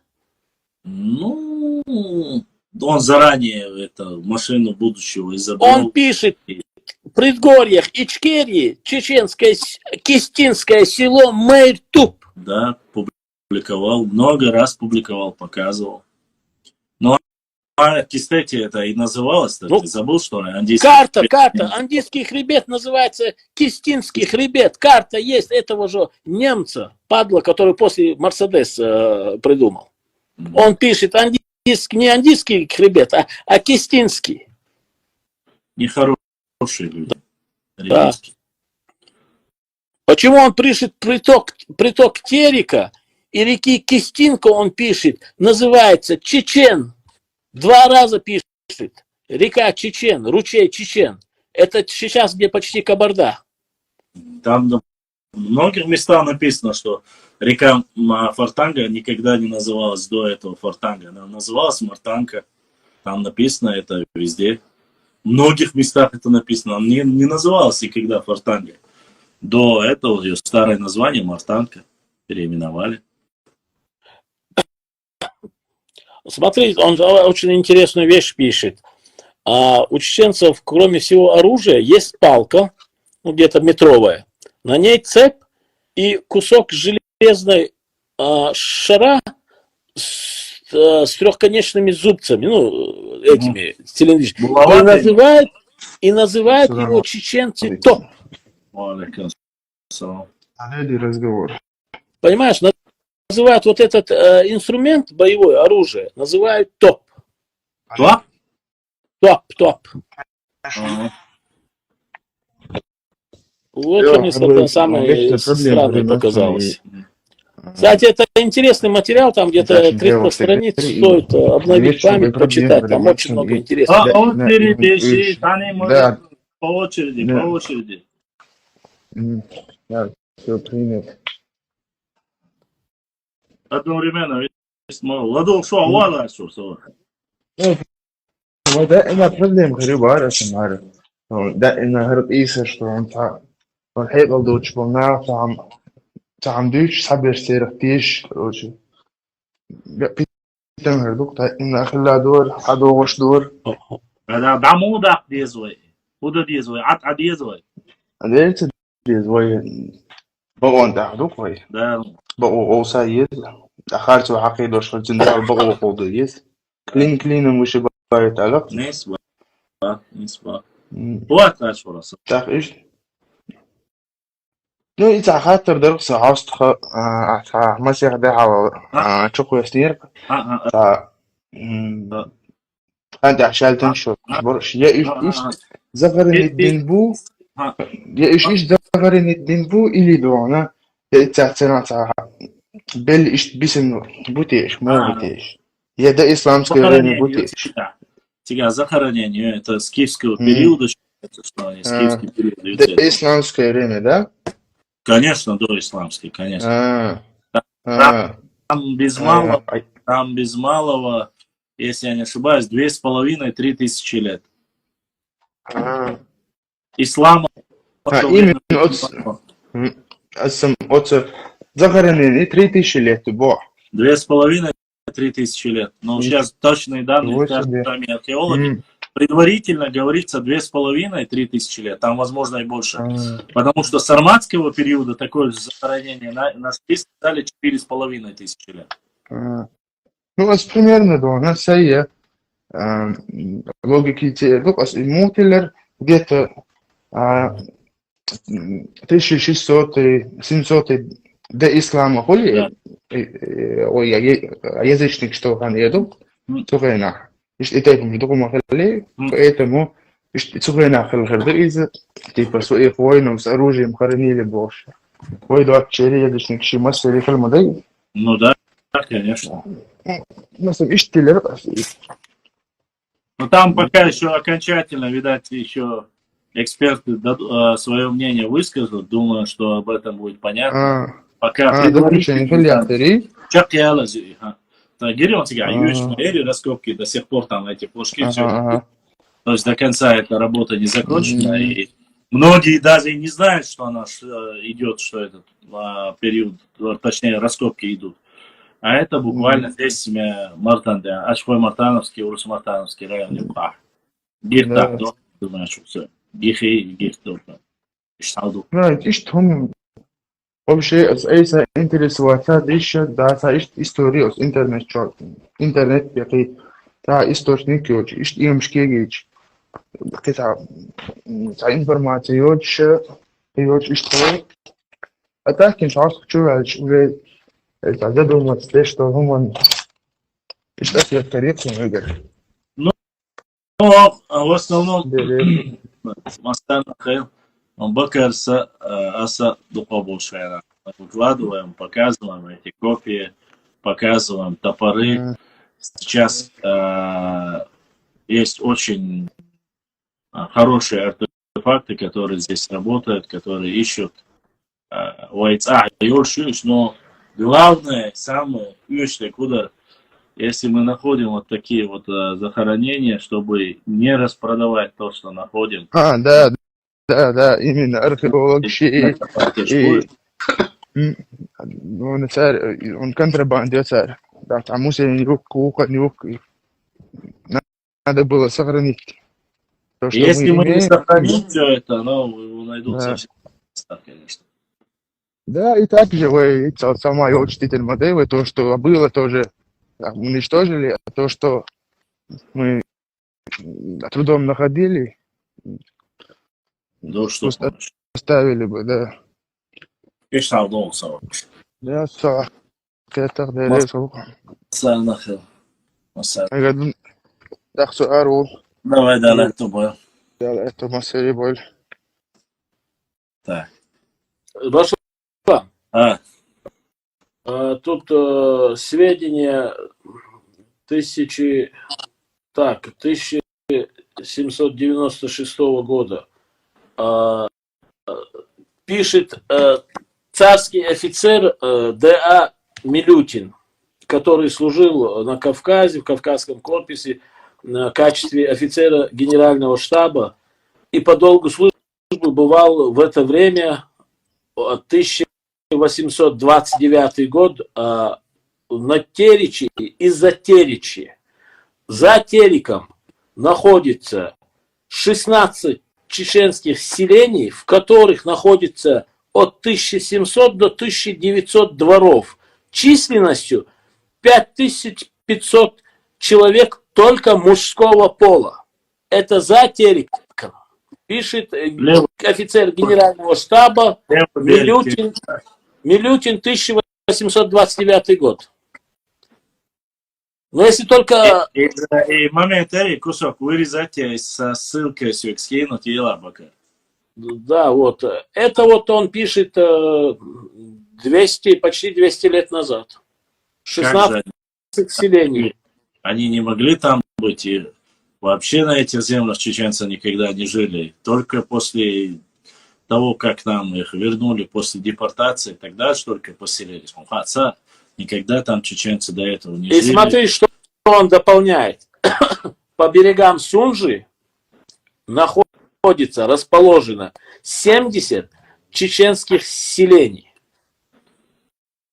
Ну, по Сунже, если их могло быть и намного больше, это на тот период уже, да, 70? Это 1829 год, офицер генерального штаба Кавказского корпуса. Милютин.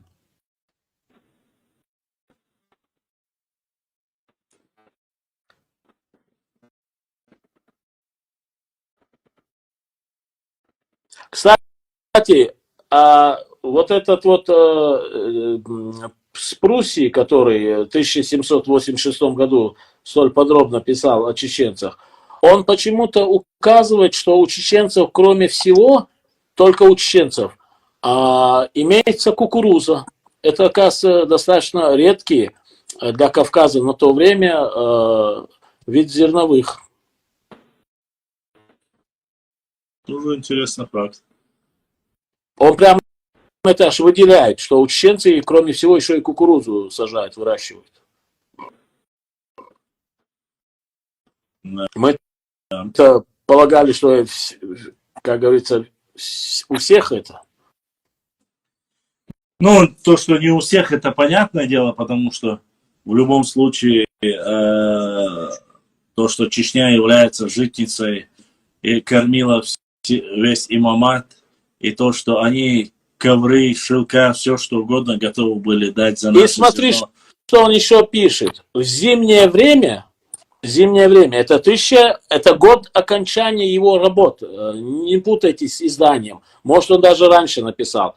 1876 год он пишет, что женщины, чеченки, долгими зимними ночами делают войлок, ковры, вот эти бурки, ну, короче, вот это все ремесло волочное производят чеченские женщины. Вот прям перечисляет, там долго у него перечень всего, что готовят. Оказывается, еще один интересный момент зафиксировал он.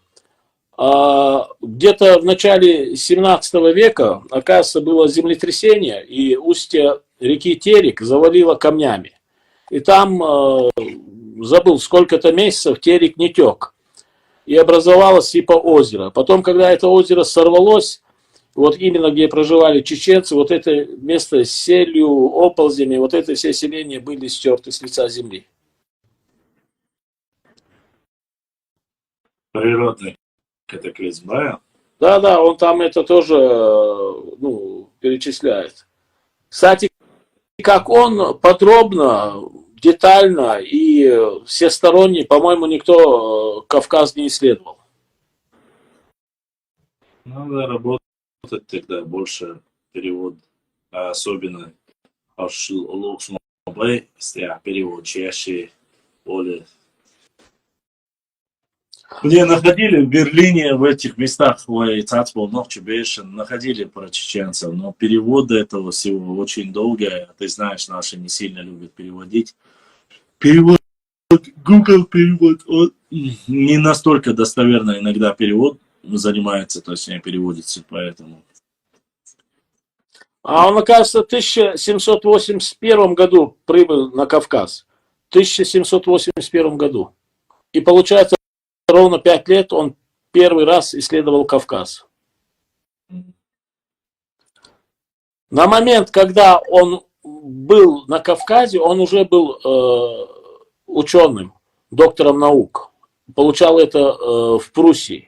Это был не такой путешественник с блокнотом, который там всякое балабольство записывал. Ну, балабольство нам не интересно. Мы будем ссылаться на достоверные источники максимально. Чем больше таких документов, тем лучше. Башлан, один момент. Я хотел... Помнишь карта обратной проекции? Да. 1640 какого-то года. 44. Да, эта карта, оказывается, на самом деле 1590 или 1580 года. И ряд соседних ученых, не ученых, историков, оказывается, в 2023 году Академии наук в Москву отправили 2 работы. Именно по этой карте. Я приведу тебе потом, скину тебе их фамилии и имя обоих, наши слева, справа соседи. Суть их работ заключалась в том, чтобы эту карту омолодить на 30 лет, чтобы она перешла в начало 18 века. Она, чтобы была не 17 века, где указано чеченцы, они там написали, мама не горюй, что только не написали. Они ее приписывают и пленному, который находился в плену возле Кизляра в подвале, и делать нечего, он там нарисовал эту карту. Третий пишет, короче, они делают все, чтобы сказать, что эта карта не 17-го, тем более не 16 века, а начало 80-го, 18 века. Сейчас с 16-го, 17-го. Они говорили, что и надпись Нахчи тоже нету ни на одной карте.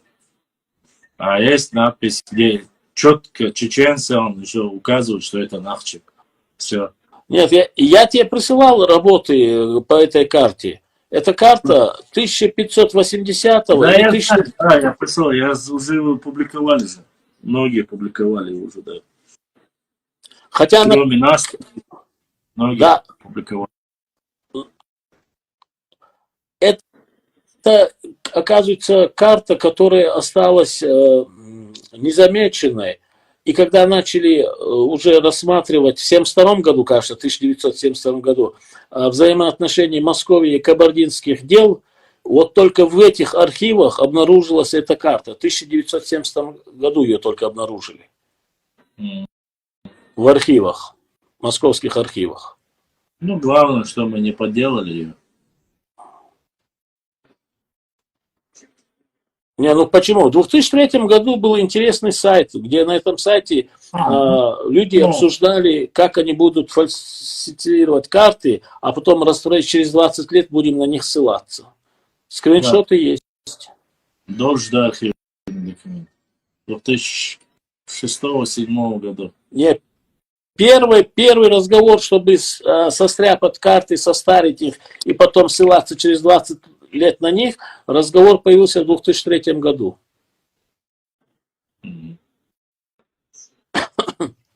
Да, и фамилию тоже знаем его. Дукчоду.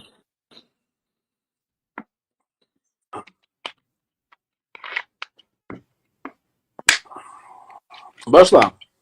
А, Kan günü ve çuzo kan günah oluştu çu. ай, where аудио магнитофон, вот это, да, я зия. Qihudu kan başla. Ta ol kıvaç uşurma ol zaman çua. Chelsea keşnişli öytrah daysa xezdoşin olş boş. Öytrar Chelsea yani belirso. Ziert doçlaq keşniş kadu bak. Chelsea keşniş. Yuqit halmet kadu bak. لا واعتقد صورته ما فيديو يقين يا يتركون انتي دوش تو باشا تشرش دوش مسوما دوش زيقش تعباه كده المهاجر Видео фиксация езма суман яшева. Ночью мата, дала раскомата, дала беда с фиксацией. Видео фиксация, да, я здесь, если бог чего дючь, дала цюн хатта хаттен, пурбадакен. Видео, да, я здесь, я здесь, قان قام فيديو دعيازيلو يوقتك تيجي أخير وشو يكشني سيرش دو خردو خودا مالا все, ДРС, Сидо. تيانجو يريوان باخج دعوة قيمة تيلتو Это айцом.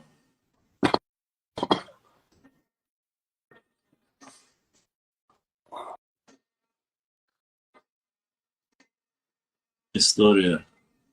Как называется книга? Какая книга именно? О какой книге ты спрашиваешь конкретно?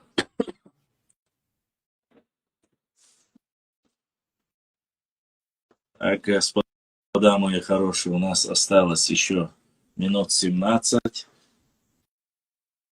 И заканчивается время трафика.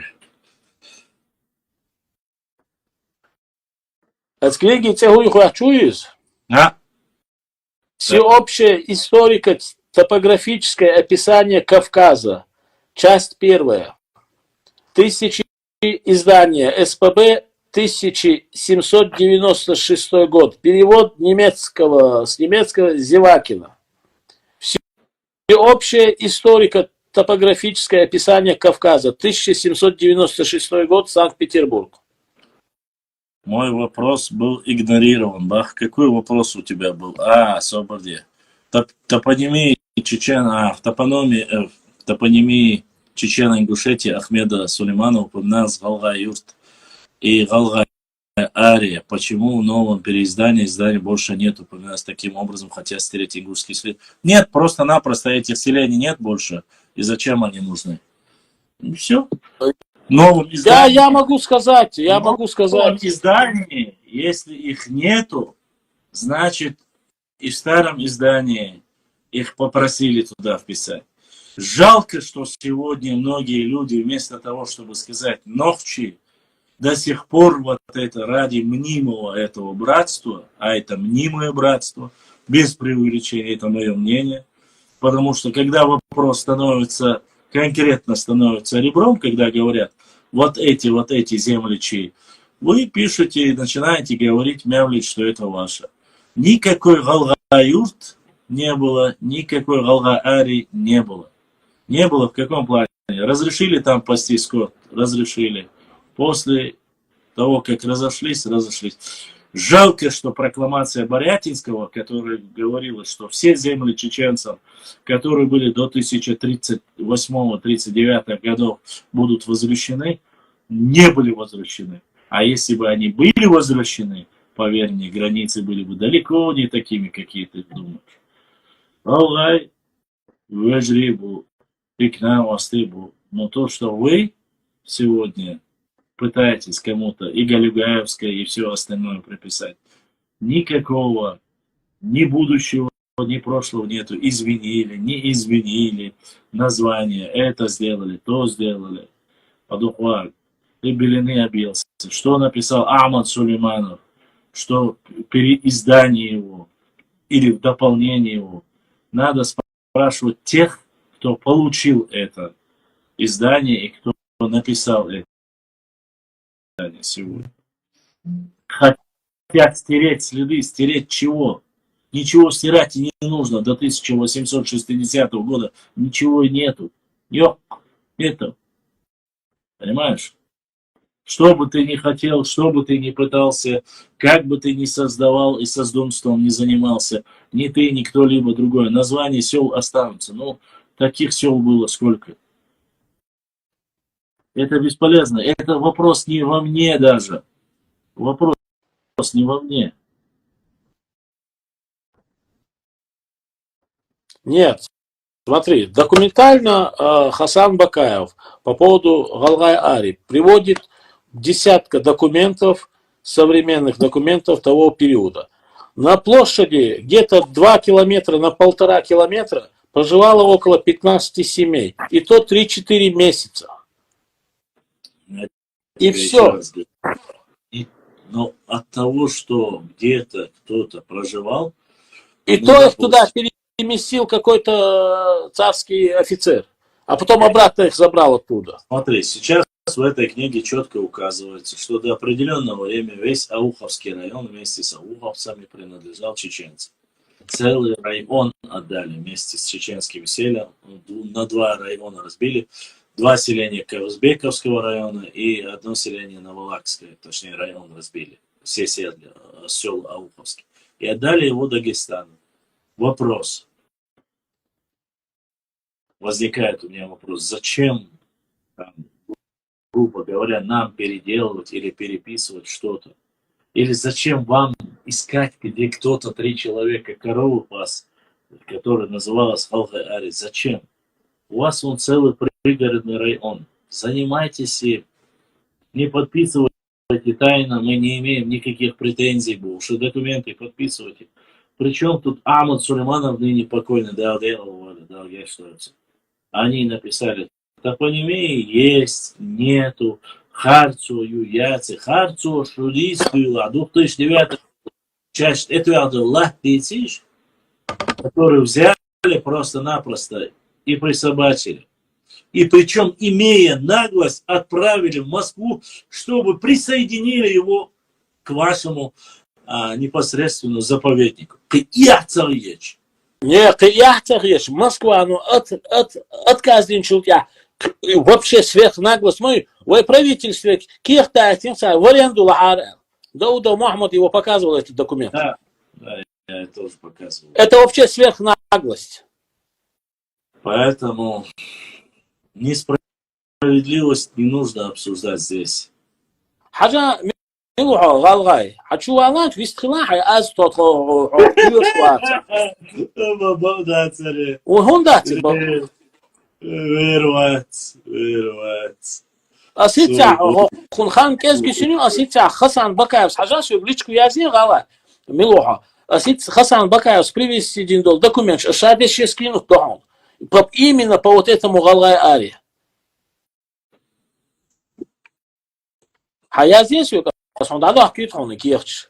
Версии буй версии. Братья братья некоторым предки завещали Бог. Царь язин кирч донш. О язин дацо.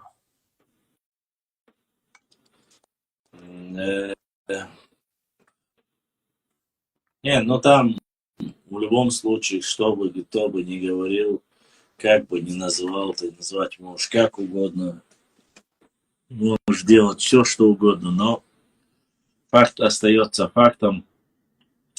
Неизменность документов, которые есть, и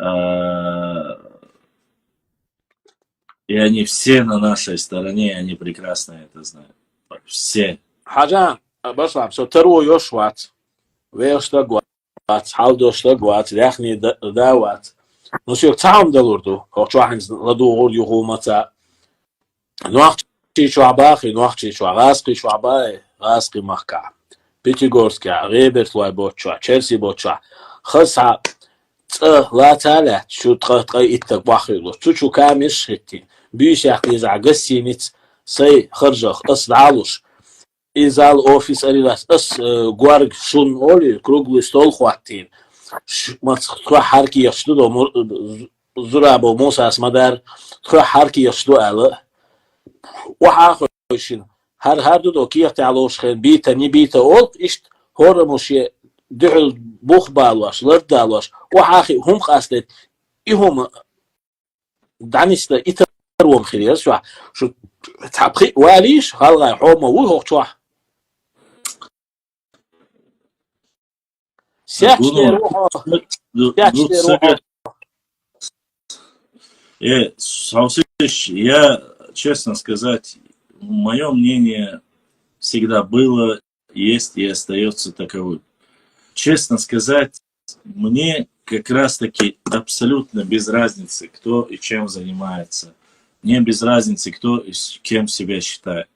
Вы можете считать себя... Я видел, какие посты ты делаешь, Малай. Твой скрин до сих пор есть у меня, где ты божился, клялся в том, что ты гордишься, что ты ногчий. Не надо лицемерие. Я тебе в личку не заходил никогда. Лариску бахи, башлам, все, давай, Лариску бахис. А я тебе никогда не заходил, никому из вас не заходил. Мне это не надо. Вы приходите, вы плачете, вы говорите, и вы задаете провокационные вопросы. На ваши провокации, в надежде, что мы будем извеливаться, будем зуд, это зачем нам надо? Мы говорим так, как есть. Я, по крайней мере, говорю так, как есть. Что ты хочешь? Что ты хочешь конкретно услышать? Что были селения, которых сейчас нету? Хорошо. Пиши в Москву, в администрацию президента Российской Федерации. Там были наши 2 села, их стерли с лица земли, у нас есть претензии. Иди, обратись к нему. К ним обратитесь. Почему вы ни один документ, который знаете, потому что вы прекрасно знаете, все земельные наделы, все место до северной части, все они без исключения имеют на каждого вашего человека документ, на каждого вашего князя, офицера. И когда им дали, за что им дали, в каком случае им дали. Просто проблема в чем? Вот в научных кругах, где мы общаемся, где мы делаем, вот эти вещи, они не относятся к простым людям. Они не относятся к простым людям. Ни к нам это не относится, ни к вам. Они вообще не понимают. Ты с ними, вот я состою в 2 группах ингушских. В 2 группах меня добавили сами ингуши. Абсолютно никакой речи, никакой дискуссии вот этих, которые есть терки между тобой, мной, якобы, да, или теми твоими подлизами, которые вы фейковые, Галюгаевское село называете Галгаевским и так далее и тому подобное. Между прочим, ты же вместе с ним знаком. Ты и 4-5 человек вы вместе друг другу лайки ставите. Вы знаете это прекрасно. Ай, башла. Телеграм, чувак, ладуага. Телеграм, чувак, сун, войшол, шим, аварцы, кавказцы, ой, махбузи, хабулул, хуайбуй, цар то бахвали, чувак, инши кобатагош. غوشي برت حنيت امشي بناد بوي بوش ليعون ما بوزي حال ما بوحال اقرار مدملو آلا ما بوزي حاشي اوخ تأقتر چاتيو ذكريتي تسوچو غوشي شي بوات بيوش تأقتيو حونا ويش ساعون وقتشي تن سيلي موقت خوشخلق تن جازينق اشتي مات اسيلي وماتش اسيلي ماتا يازي حار اواسكي ماتا وخشي بتاع يازي شاشات ليش لشقيت على قوتش بيلا قي يعتر يتش توب دعقيوش بوقش شاش اواتش دبوش وباخدو زير حالون خو اسعون شيلا اوارس شيلا منغوش شيلا осетинш شيلا وين абсолютно бирбарду вехкюк сайчан. А у нас, да, мы с каждым днем все больше и больше и карты, и опубликовать один дукаду, просто цан сахадуй, хок ويقع دول كيخ شي ويقع الارخيوي просто-напросто цан хаасаха не смысла просто финансово мылц финансово это хля я бы увеличил бы это еще в 10 раз. Это теперь мне приходится медленно все это делать. Очень медленно. А домоду просто элементарно. Сам да? Вот эта флешка. Оставьте сюда эту флешку. Здесь 32 гигабайта документов. Только документы. чистый. 32 гигабайта документов исторических. Карты, протоколы, акты, все. Засекреченные, не засекреченные, рассекреченные, само собой, через определенное время, который доступ рассекречен был. Это больше, это больше. Сон уйшдол хумне. Просто я пока еще не нашел мецената, если сон коренных хильчи, асфальт. А пока я буду потихоньку, методично, сайболк вяша, сай эту маля, я здесь публиковать вяшу. Баркала ДРС хил, бакарна, хечбешна, которые находят тоже эксклюзивные материалы, скидывают. Просто есть материал, вот сегодня, все хакачай материал, маслабас, бакар сяйтен, если я сразу не опубликую, через полчаса оно появляется в 10 разных пабликах. И мне уже люди скидывают. Я один из первых, кому это все дошло. Один из первых, кому все это дошло. Но... Башла. А 10 лет. И пока публиковать мои лахалиота, ахшу халхяйти, сюрчтари асхол. Наход, публиковать, да мигир дубахо. Ага. И думаю, почему публиковать.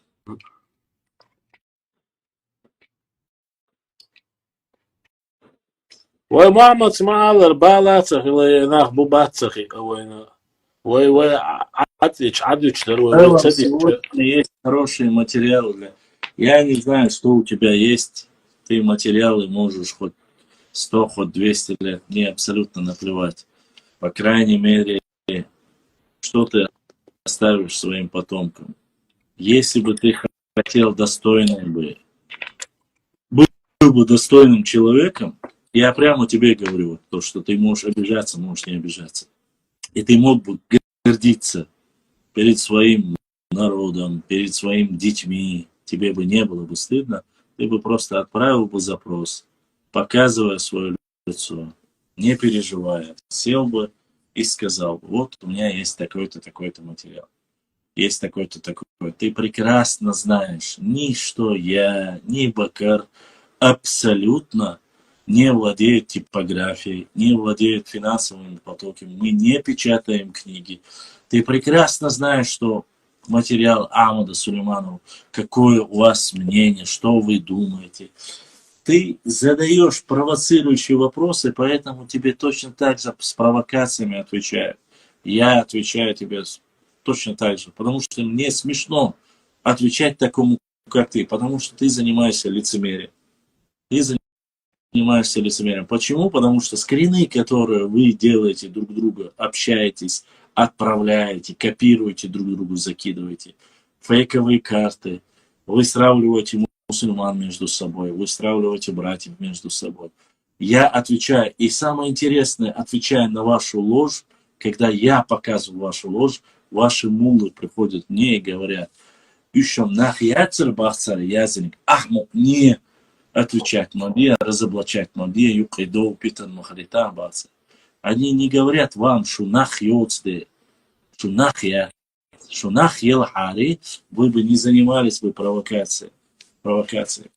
Вы вот за такой кусочек земли, который вы пририсовываете к себе, конкретно имеете претензии, когда у вас там треть есть с другой стороны. И нет, вы занимаетесь все теми же провокациями. Да, Бог с вами, занимайтесь. Я буду. Башла. Идо Абадиевс, Богатырев Ариза, Бимбулат, Богатырев. Царь 92-3 года Ичинё до Гюрджи Маха, Шейду Бош, Латниш, Иш Латха Хахваш. Петя, Иш Хахваш Лат. Из-за свободы где мне абсолютно асюват ахаба бакар. У меня нету такого. Ты знаешь, я могу выслушать тебя, я могу выслушать любого другого человека. Вот твое высказывание, где мне нравится, где мне не нравится, где-то могу просто промолчать, а где-то сказать, есть ли обоснование этому или нет. Мне без разницы, какой человек говорит. Главное, чтобы они пришли к конструктивному какому-то диалогу. Если человек ведет достойно себя, может показать, может рассказать и общаться. Все.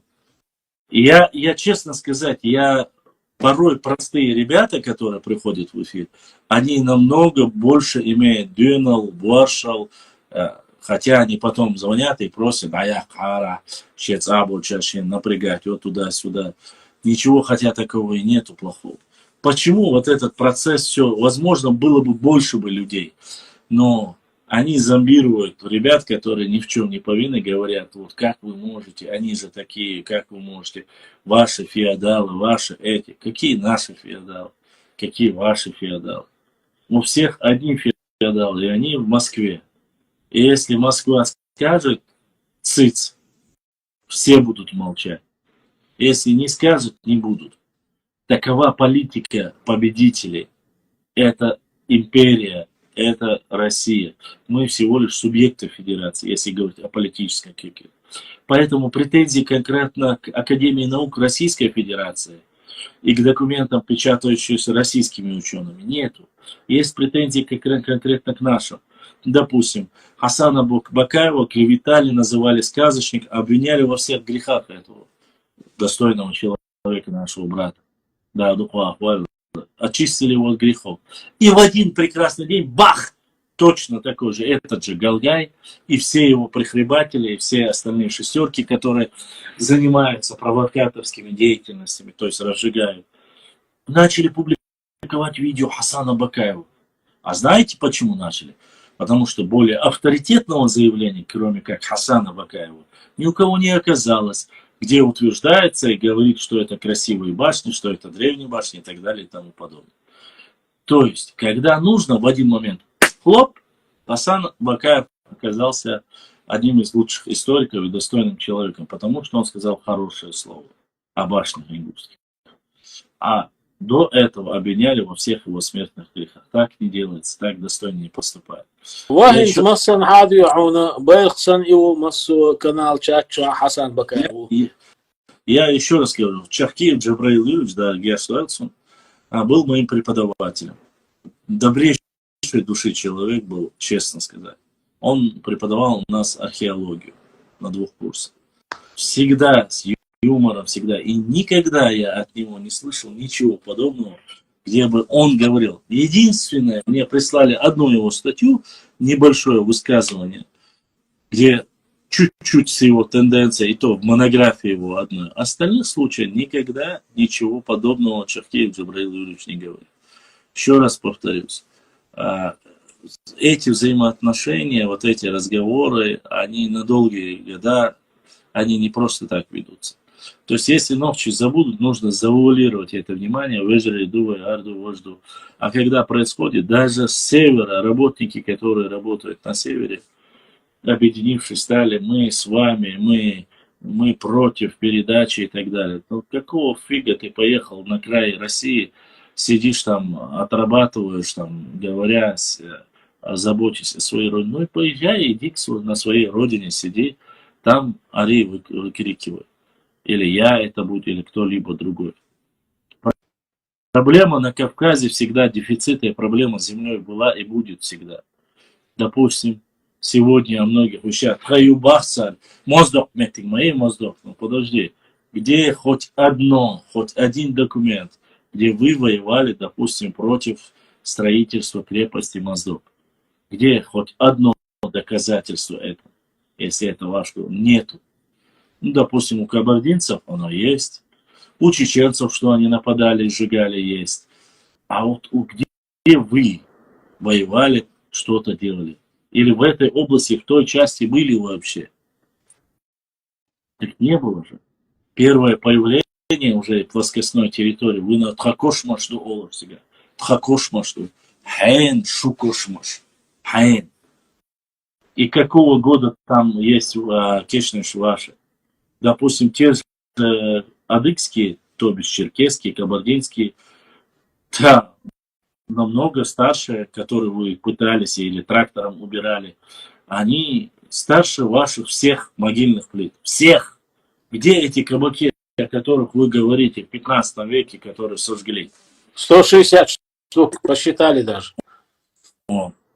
Поэтому не надо такие вещи говорить. Не надо пытаться между собой ссорить людей и стравливать людей. Если вы хотите поговорить про историю, просто говорите об истории. И все. Просто про историю говорите. Да, раньше было. История так было. Здесь было так. И все. Фантазировать не нужно. Просто общаемся между собой. И надо вот эти острые вопросы решить между собой. Разговорами, общением. Не материться. Не высказываться. Просто-напросто. Красиво поговорить вот так-то, так-то. Какие документы есть. Если у вас есть документы, предоставьте. Все, никаких вопросов нету. Вот сегодня мне, допустим, 2-3 дня тому назад написал там один чекиндес там в Фейсбуке, сказал, что нету у чеченцев башенных комплексов, нету тейпа, который строил башни. И даже те, которые есть, 4-5 башни, больше нету башен. А ты, Паула, худовый так. Айзам, понятно. Мы вам не просим 2018 год никогда. Говорит Сименс Асман. Интересно, ты это кому говоришь? Мы вам. Вы нам? Это мне конкретно ты говоришь или кому ты говоришь? Для начала напиши. Мне ты пишешь это или кому пишешь? Вошла. Палас, What's Palace, вот этот вот двухтомник Паласа, ты читал? Читал, конечно. Вот смотри, там один момент есть очень интересный, что в Назране, ну, он пишет, ну, наверное, лет 50-100 назад жили в Назране подданные кабардинского князя, называемые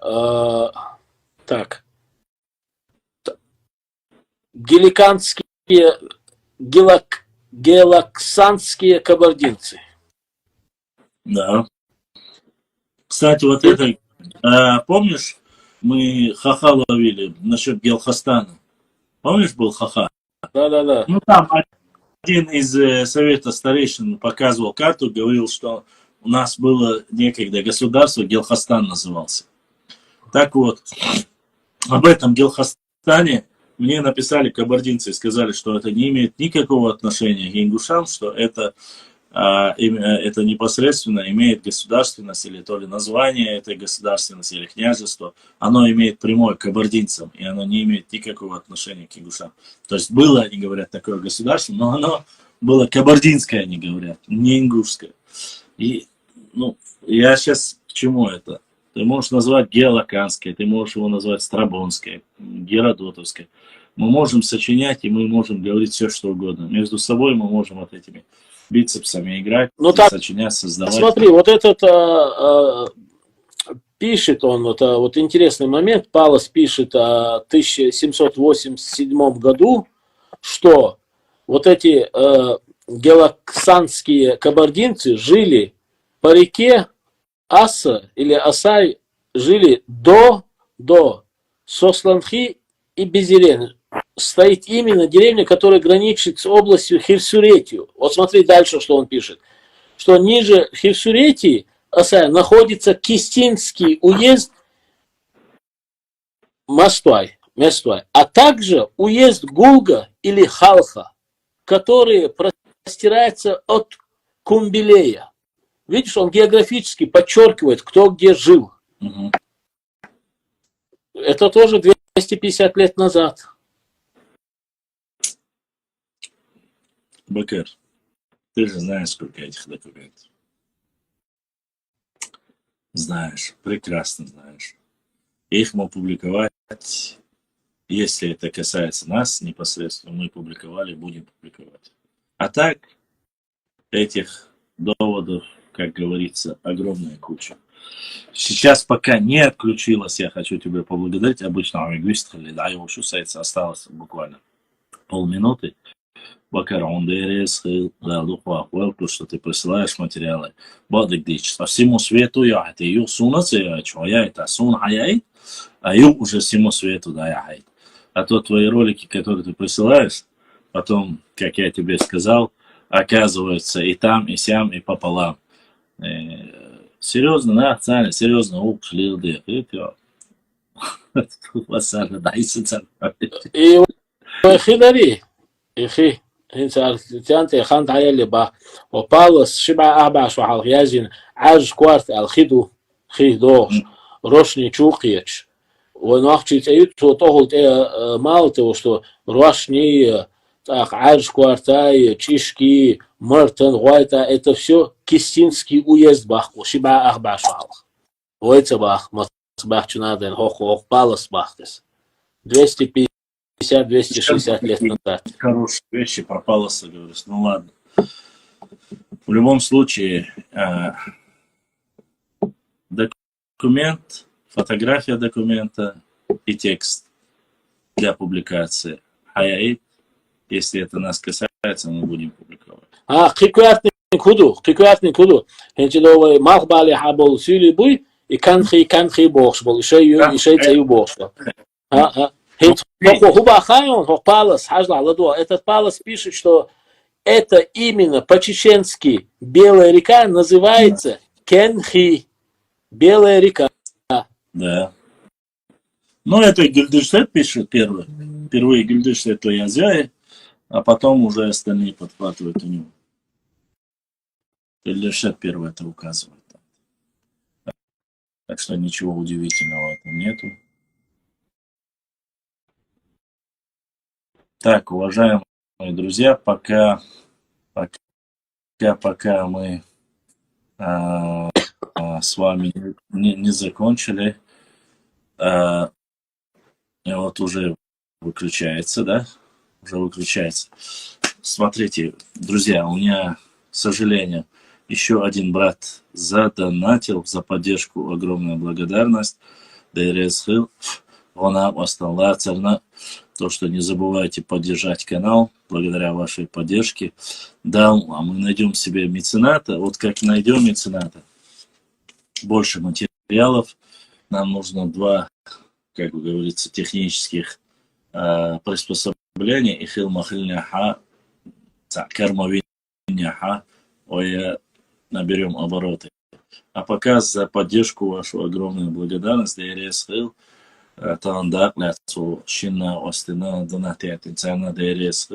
Если есть вопросы, пишите в директ, в Инстаграм и так далее. Сегодняшний эфир сохранится, но он будет, все, кто хочет посмотреть, Ибраим, вот этот кусочек оставь, в конце вырежь, точнее, от общего материала, вот где я сейчас уже говорю. Сегодняшний эфир, который прошел в субботу, про историю нашего народа, надо обязательно посмотрите на нашем канале Башлам.39 лайв. Там вы можете увидеть стримы. А здесь, на этом канале Башлам.39, вы будете увидеть различные видео, документы, которые мы будем публиковать. Так что смотрите на канале Башлам Лайв, подпишитесь, обязательно нажмите лайк, колокольчик. Гуцериев поможет. Гуцериев мне не поможет. Гуцериев не обязан мне помогать, и я не обращался к Гуцериеву. Честно сказать, я в принципе никому не обращался, но даст, да, своими силами разберемся как-нибудь. Бог даст, будет, не даст, ничего, своими малыми тихими силами пойдем. Всем, кто хочет отправить видео, карты, документы, книги какие-либо интересные, пишите в директ, я обязательно отвечу. Не отвечающих никого нету. Если материал, который мы видели или мы публиковали, я скажу Гина или публиковали, тоже прошу не обижаться. Огромная благодарность всем моим ютубовским братьям, сестрам. Они очень активно пишут комментарии, очень ставят лайки. Просто даже если нету комментариев, плюсики ставят, отмечают. Лайки, плюсики продвигают наши видео, у нас все больше подписчиков. У нас все больше и больше русскоязычных подписчиков, то есть те ребята, которые русской национальности, что очень хорошо. Чем больше людей, которые заходят, которые делятся своими взглядами, точнее, мыслями по истории России и вообще, что происходит на Кавказе, это намного лучше, потому что дискуссии более обширные. И будем рады видеть всех другие национальности, которые живут на Кавказе. Приходите, грузин, армянин, азербайджанец, разницы нет. Черкес. Всегда рады с вами пообщаться, поделиться информацией или подтвердить, или опровергнуть то, что вы там слышали или видели. Поэтому мы не забывайте, что этот год, как говорится, наш год истории. В этом году мы максимально постараемся охватить материалы. Ждите новые материалы, которые мы сделали во время выезда на Харкарой, город Харкарой, Харкаровская башня. Великолепные культурные комплексы, наследие нашего народа. Поэтому пишите, подписывайтесь, приглашайте друзей. С вами был ваш брат Башлам. Ассаламу алейкум ва рахматуллахи ва баракатух. Любые вопросы в директе, на моей странице в Инстаграм, Фейсбук, ВКонтакте, в Телеграме, везде, во всех социальных сетях, кроме Одноклассников, включая Рутуб и Ютуб, вы можете найти в интернете, в социальных сетях. Пишите, я обязательно отвечу. И буду рад, если вы подпишетесь и будете вместе с нами изучать нашу историю, культуру, традиции и решать некоторые проблемные вопросы, которые возникают у нас. Ассаламу алейкум ва рахматуллахи ва баракатух.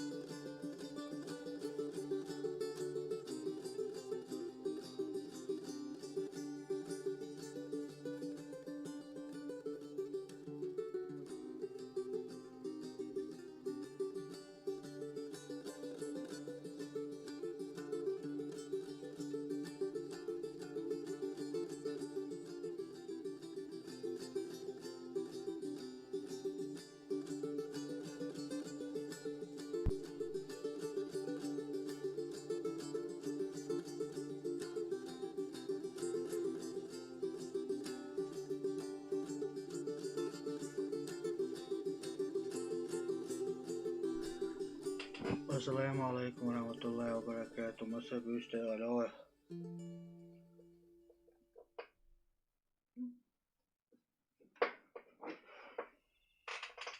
А вопрос в следующий эфире остала уже куда второй.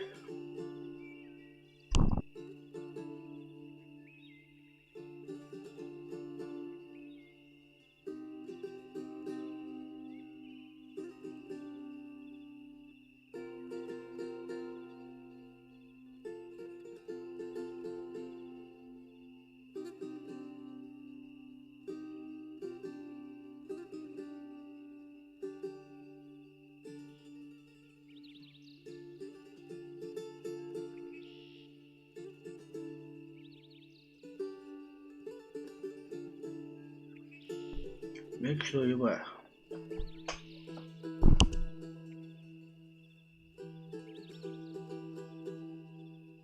Sarı evdeki yatışta oluştu böyle.